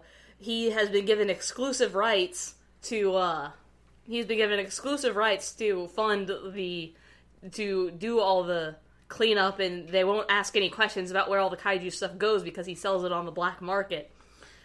Because people think that it has various medicinal properties that it does not actually have. I love the one place. I kind of wish we got to see inside the church that was apparently built inside a kaiju skull. Yes. I wish we'd gotten to see inside that. But oh man, but okay, so Hannibal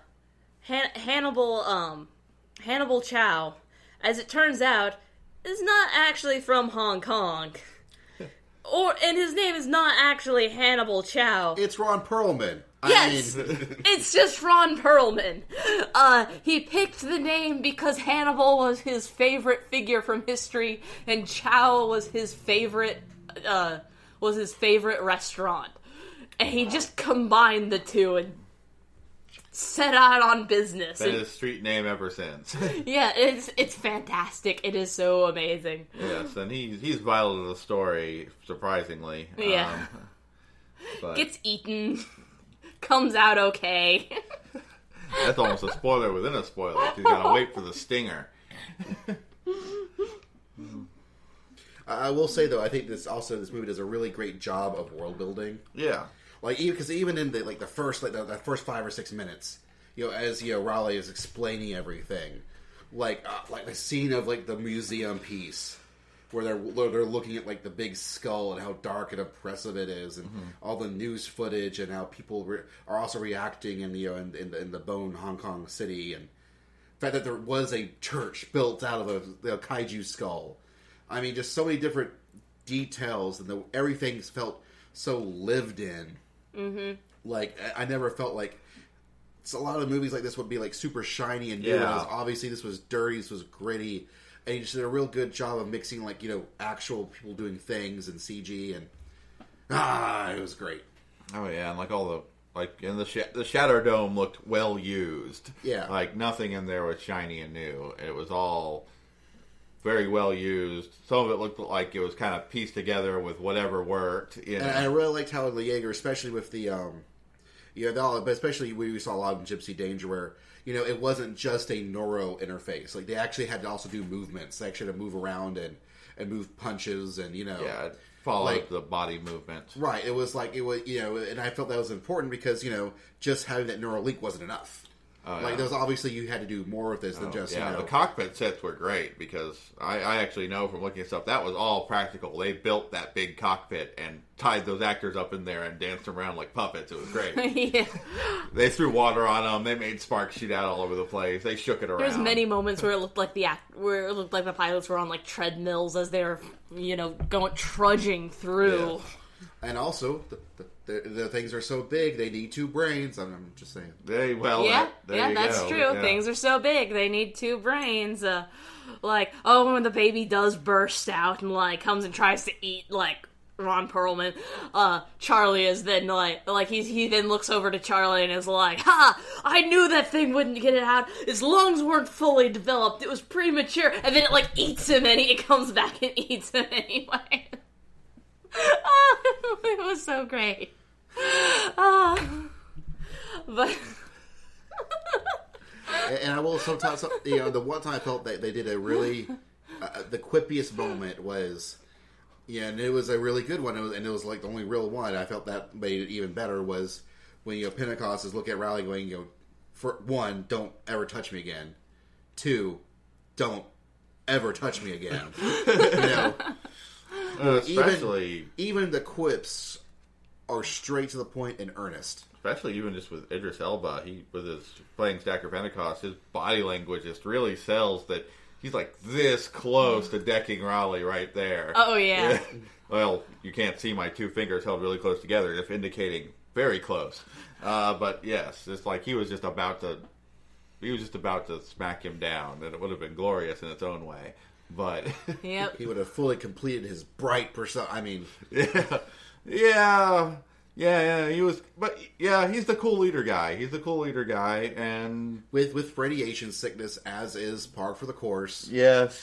Apparently, with the exception of the one first generation that is still in action, the other generation first generation Jaeger pilots, the reason that they are no longer in commission is because, you know, they had just built the things. They didn't really understand all of where the radiation leakage would go. Yeah, they weren't really thinking too much about the radiation leakage. They just had to build them fast in order to stop these giant monsters. Yeah. So in the great tradition of the captain of the Yamato and Coach from Gunbuster, he's dying from some vague radiation sickness.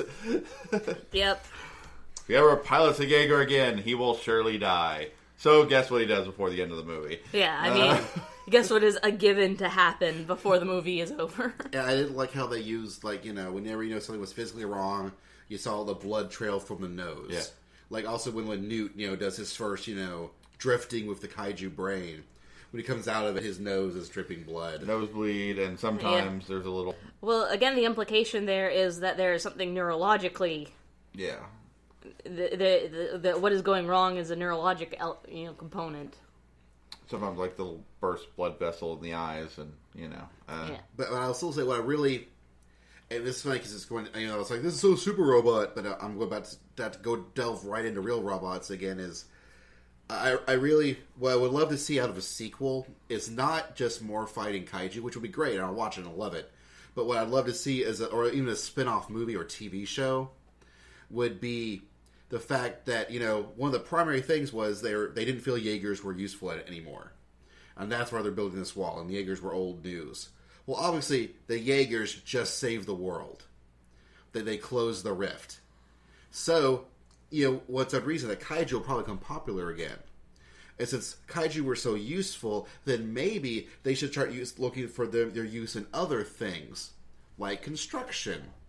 Well, what if people have all these construction bots and suddenly they run amok and suddenly they'll need a police force, right? What I'm saying is, what I want him to do is I want a Pacific Rim spin-off that's Pat Labor. Well... Yes, Basil.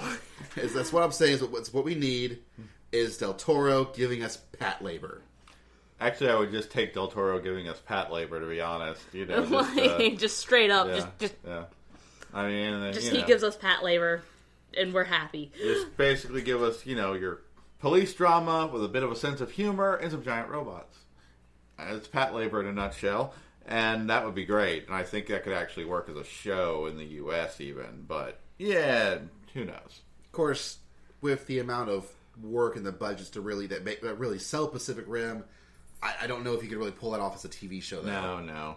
The giant robot effects, you'd have to either almost never use the giant robots or they'd be really hokey.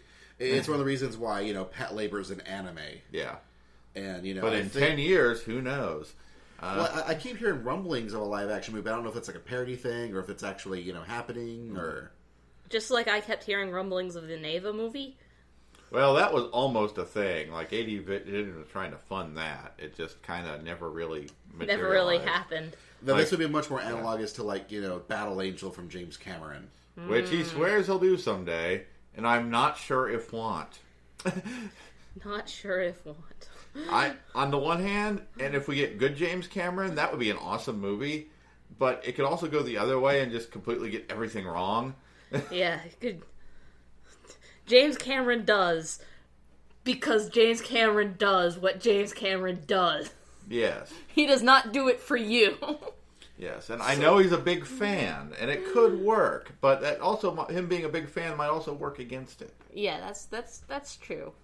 Although Pacific Rim, Del Toro, huge fan of the whole giant monster genre, and he's doing it right. But he made his own thing. He didn't try to recreate something. No, yeah, this is not a... You know, for people who will cry Ava ripoff, or even us making reference to other Super Robot shows, it is ultimately its own thing. Yeah. It is very much its own thing. It homages, it never rips off. And I think something we haven't really talked about is how much, you know, kaiju, like, you know, the kaiju movies that it really also inspires by. Yes. Which makes sense because that's a more, you know, real life, you know. There's a little bit of Godzilla in all of us. Oh, yes. That's what we need Jaegers to fight a gigantic rock. Yes. That's obviously what needs to happen. But Legendary Pictures, who put out Pacific Rim, they also are putting out the new Godzilla movie. That's true. We could have a crossover one day, is all I'm saying. Actually, I just personally hope Pacific Rim is the first Western giant robot thing to make it into a Super Robot Wars game. But... Okay, any final spoilery thoughts before we go into, final Ooh, decisions? Spoilery thoughts. Yes! More with biology! Okay, so ultimately, what the biologist does is he, mind melds with the he has, a fraction, a cutting of a brain, and he tries to drift with it, and it gives him, this big old nosebleed, but he's able to, go in. He gets a little bit of information. Just enough to make them... Just enough to make the commander go, well, do it again, go get us some more. The only problem is that in order to do that, he had to accidentally, pull the brain out of its, pickle jar slash life support system that it was sitting in, and that... Killed the sample. So he's got to get a new sample. Hence why he had to go talk to Hannibal Chow. Hannibal Chow. Why he's actually important to the story. And... it's around about this time that, he's talking to Hannibal Chow, and he has this great line, and this is why I say he's still somehow playing Charlie from It's Always Sunny in Philadelphia, despite the fact that the character is obviously much, much smarter than that, because he's just so excitable, because he has this great line where he looks at Hannibal and he goes, well, it's really, what I'm working on, it's really top secret, but I can't tell you. Pause. But it's also really cool, so I might anyway. In fact, yeah, I'm just gonna tell you what I did. I drifted with one of their brains, and so he starts telling them all about it, even though this is top secret classified information. To a guy he's been explicitly told not to trust. Yeah, and he's just telling them all about it. And finally, he gets to this point of, and at this moment, something that has never happened before happens. Two kaiju come out of the rift at the same time. It's always been one at a time up until this point. And this actually matches with what the mathematician was saying was the statistical probability. He's been predicting shorter and shorter intervals between appearances, and then that there would be 2, and then 3. Yeah, so the mathematician is still correct that there is a double appearance, event or something. A double appearance event. But as Newt is explaining to Hannibal, about his adventures playing around in giant monster brain, he explains a small detail that he left out telling his commander, which is that they have a hive mind-like intellect. They all share their thoughts among each other. And then Hannibal has the great, honor of saying to the biologist who got caught up in his own work, so you drifted with something that has a hive mind? And it's this great little moment where he suddenly realized, oh, crap, I did something bad. We have never mentioned, it is very spoiler, is that the kaiju are made. There's another intelligent race that is making these monsters, essentially assembling them out of cloned body parts. Yeah, per specification. They're actually a lot like the Jaegers, only the quote-unquote baby. Yeah. They're actually a lot like the Jaegers in that this other intelligent race is building them for much the same purpose that the human race is building the Jaeger. So it's really actually kind of an example of two races.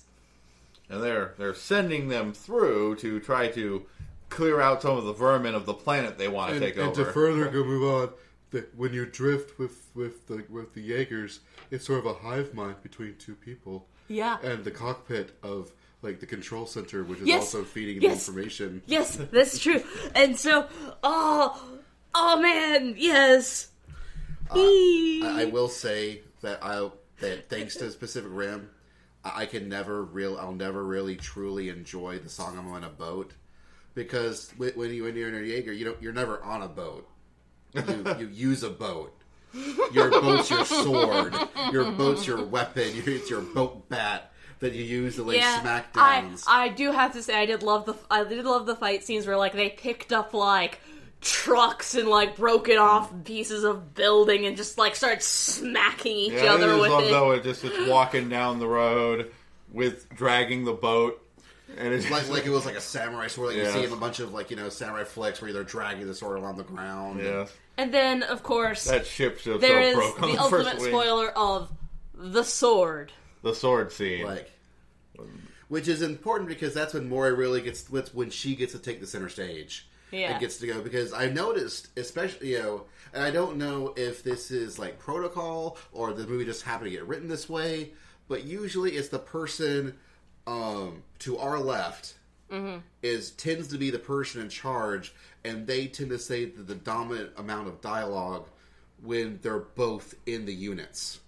It's because they're acting as the right brain. Probably. Yeah. They're acting as the right brain, which is why they are communicating more, whereas the person in the left brain who is doing more of the problem solving. Which makes sense.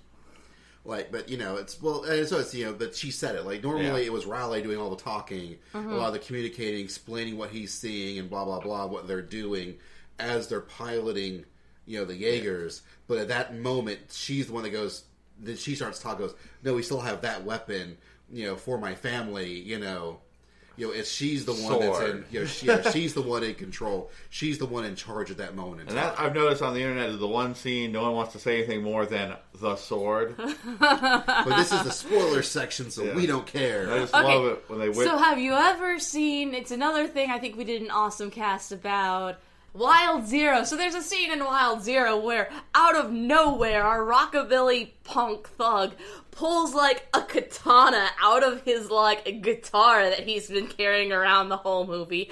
And as it turns out that the zombies are all actually aliens, he does, a samurai slice through the ship. Yeah, that happens in Pacific Rim. But a kaiju, something that goes wings out of nowhere, and the soundtrack hits at just the right moments.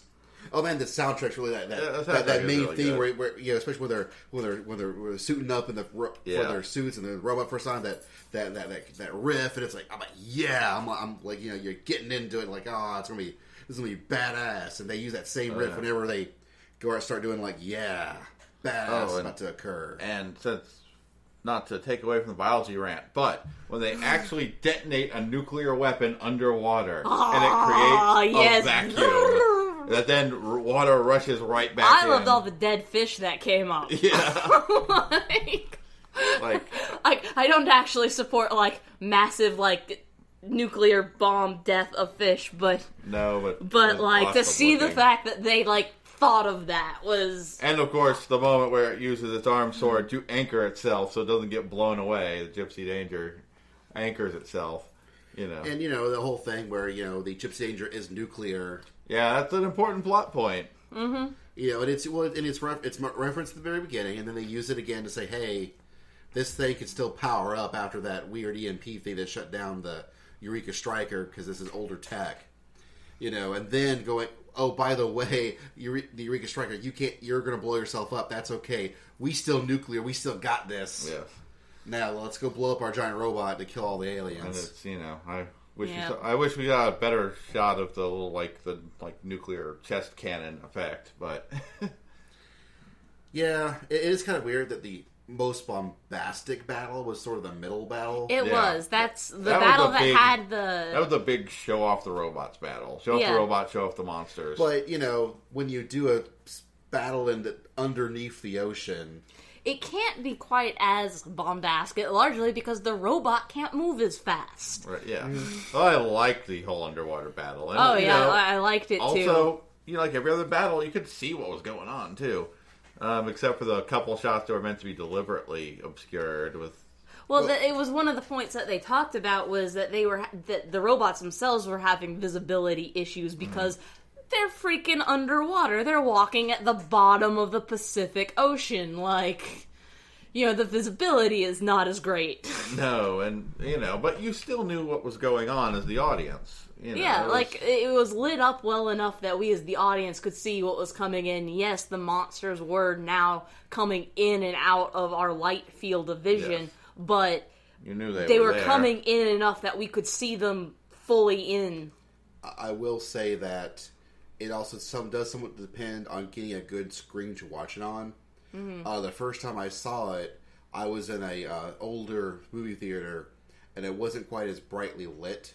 And so it was a little hard to see. Whereas where we saw it in the Carmike, it was a newer screen with newer projector, and it was better lit, and it looked better. Like it was easier to follow. It wasn't as dark, and so I would recommend to everyone. You can't really help what movie theater you see it in, but when you do get it at home, make sure your TV is properly calibrated. Yeah. Yeah. Oh, that was. But okay, we're already delving into I think almost possibly over an hour already of Pacific Rim. Yeah. So let's take a break and we'll come back with our final our patented rating awesome cast of systems. Did we really get a patent for that? Shut up. I'm just checking. I mean, fine, patent pending, whatever. Yeah, we'll be right out. back. We're really patent pending. I mean, are we patent trolls now? Well, yeah, we don't We're want pending, patent pending. How about that? We don't want to be like Thomas Edison. Is all I think we're saying. We don't want to be Thomas Edison. We want to be Tesla. That's right, and we'll be right back. Okay.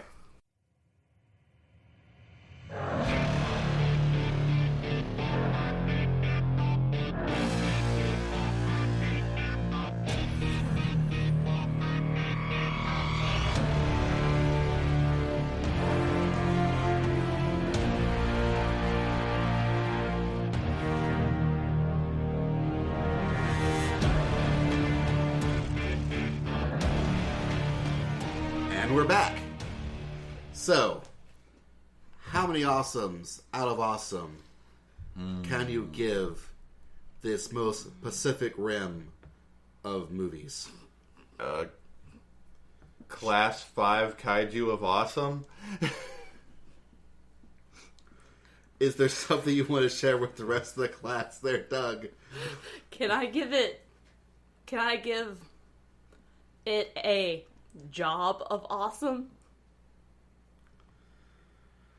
Well, consider we went this long without making that joke. Yes. Okay, I give Pacific Rim a job of awesome. Which leaves it to me to bring this home, to give it 2 like minds of drifting awesome. Because if you ain't out of control, you ain't in control. Okay, so did Charlie drift into the D zone? Think about it.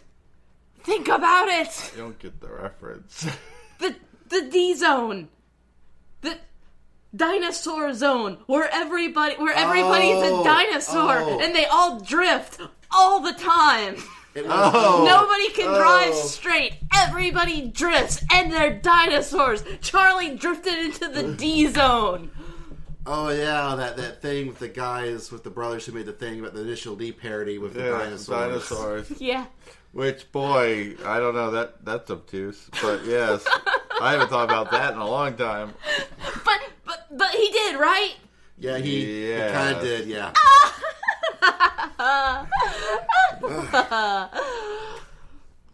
But with that, we are out.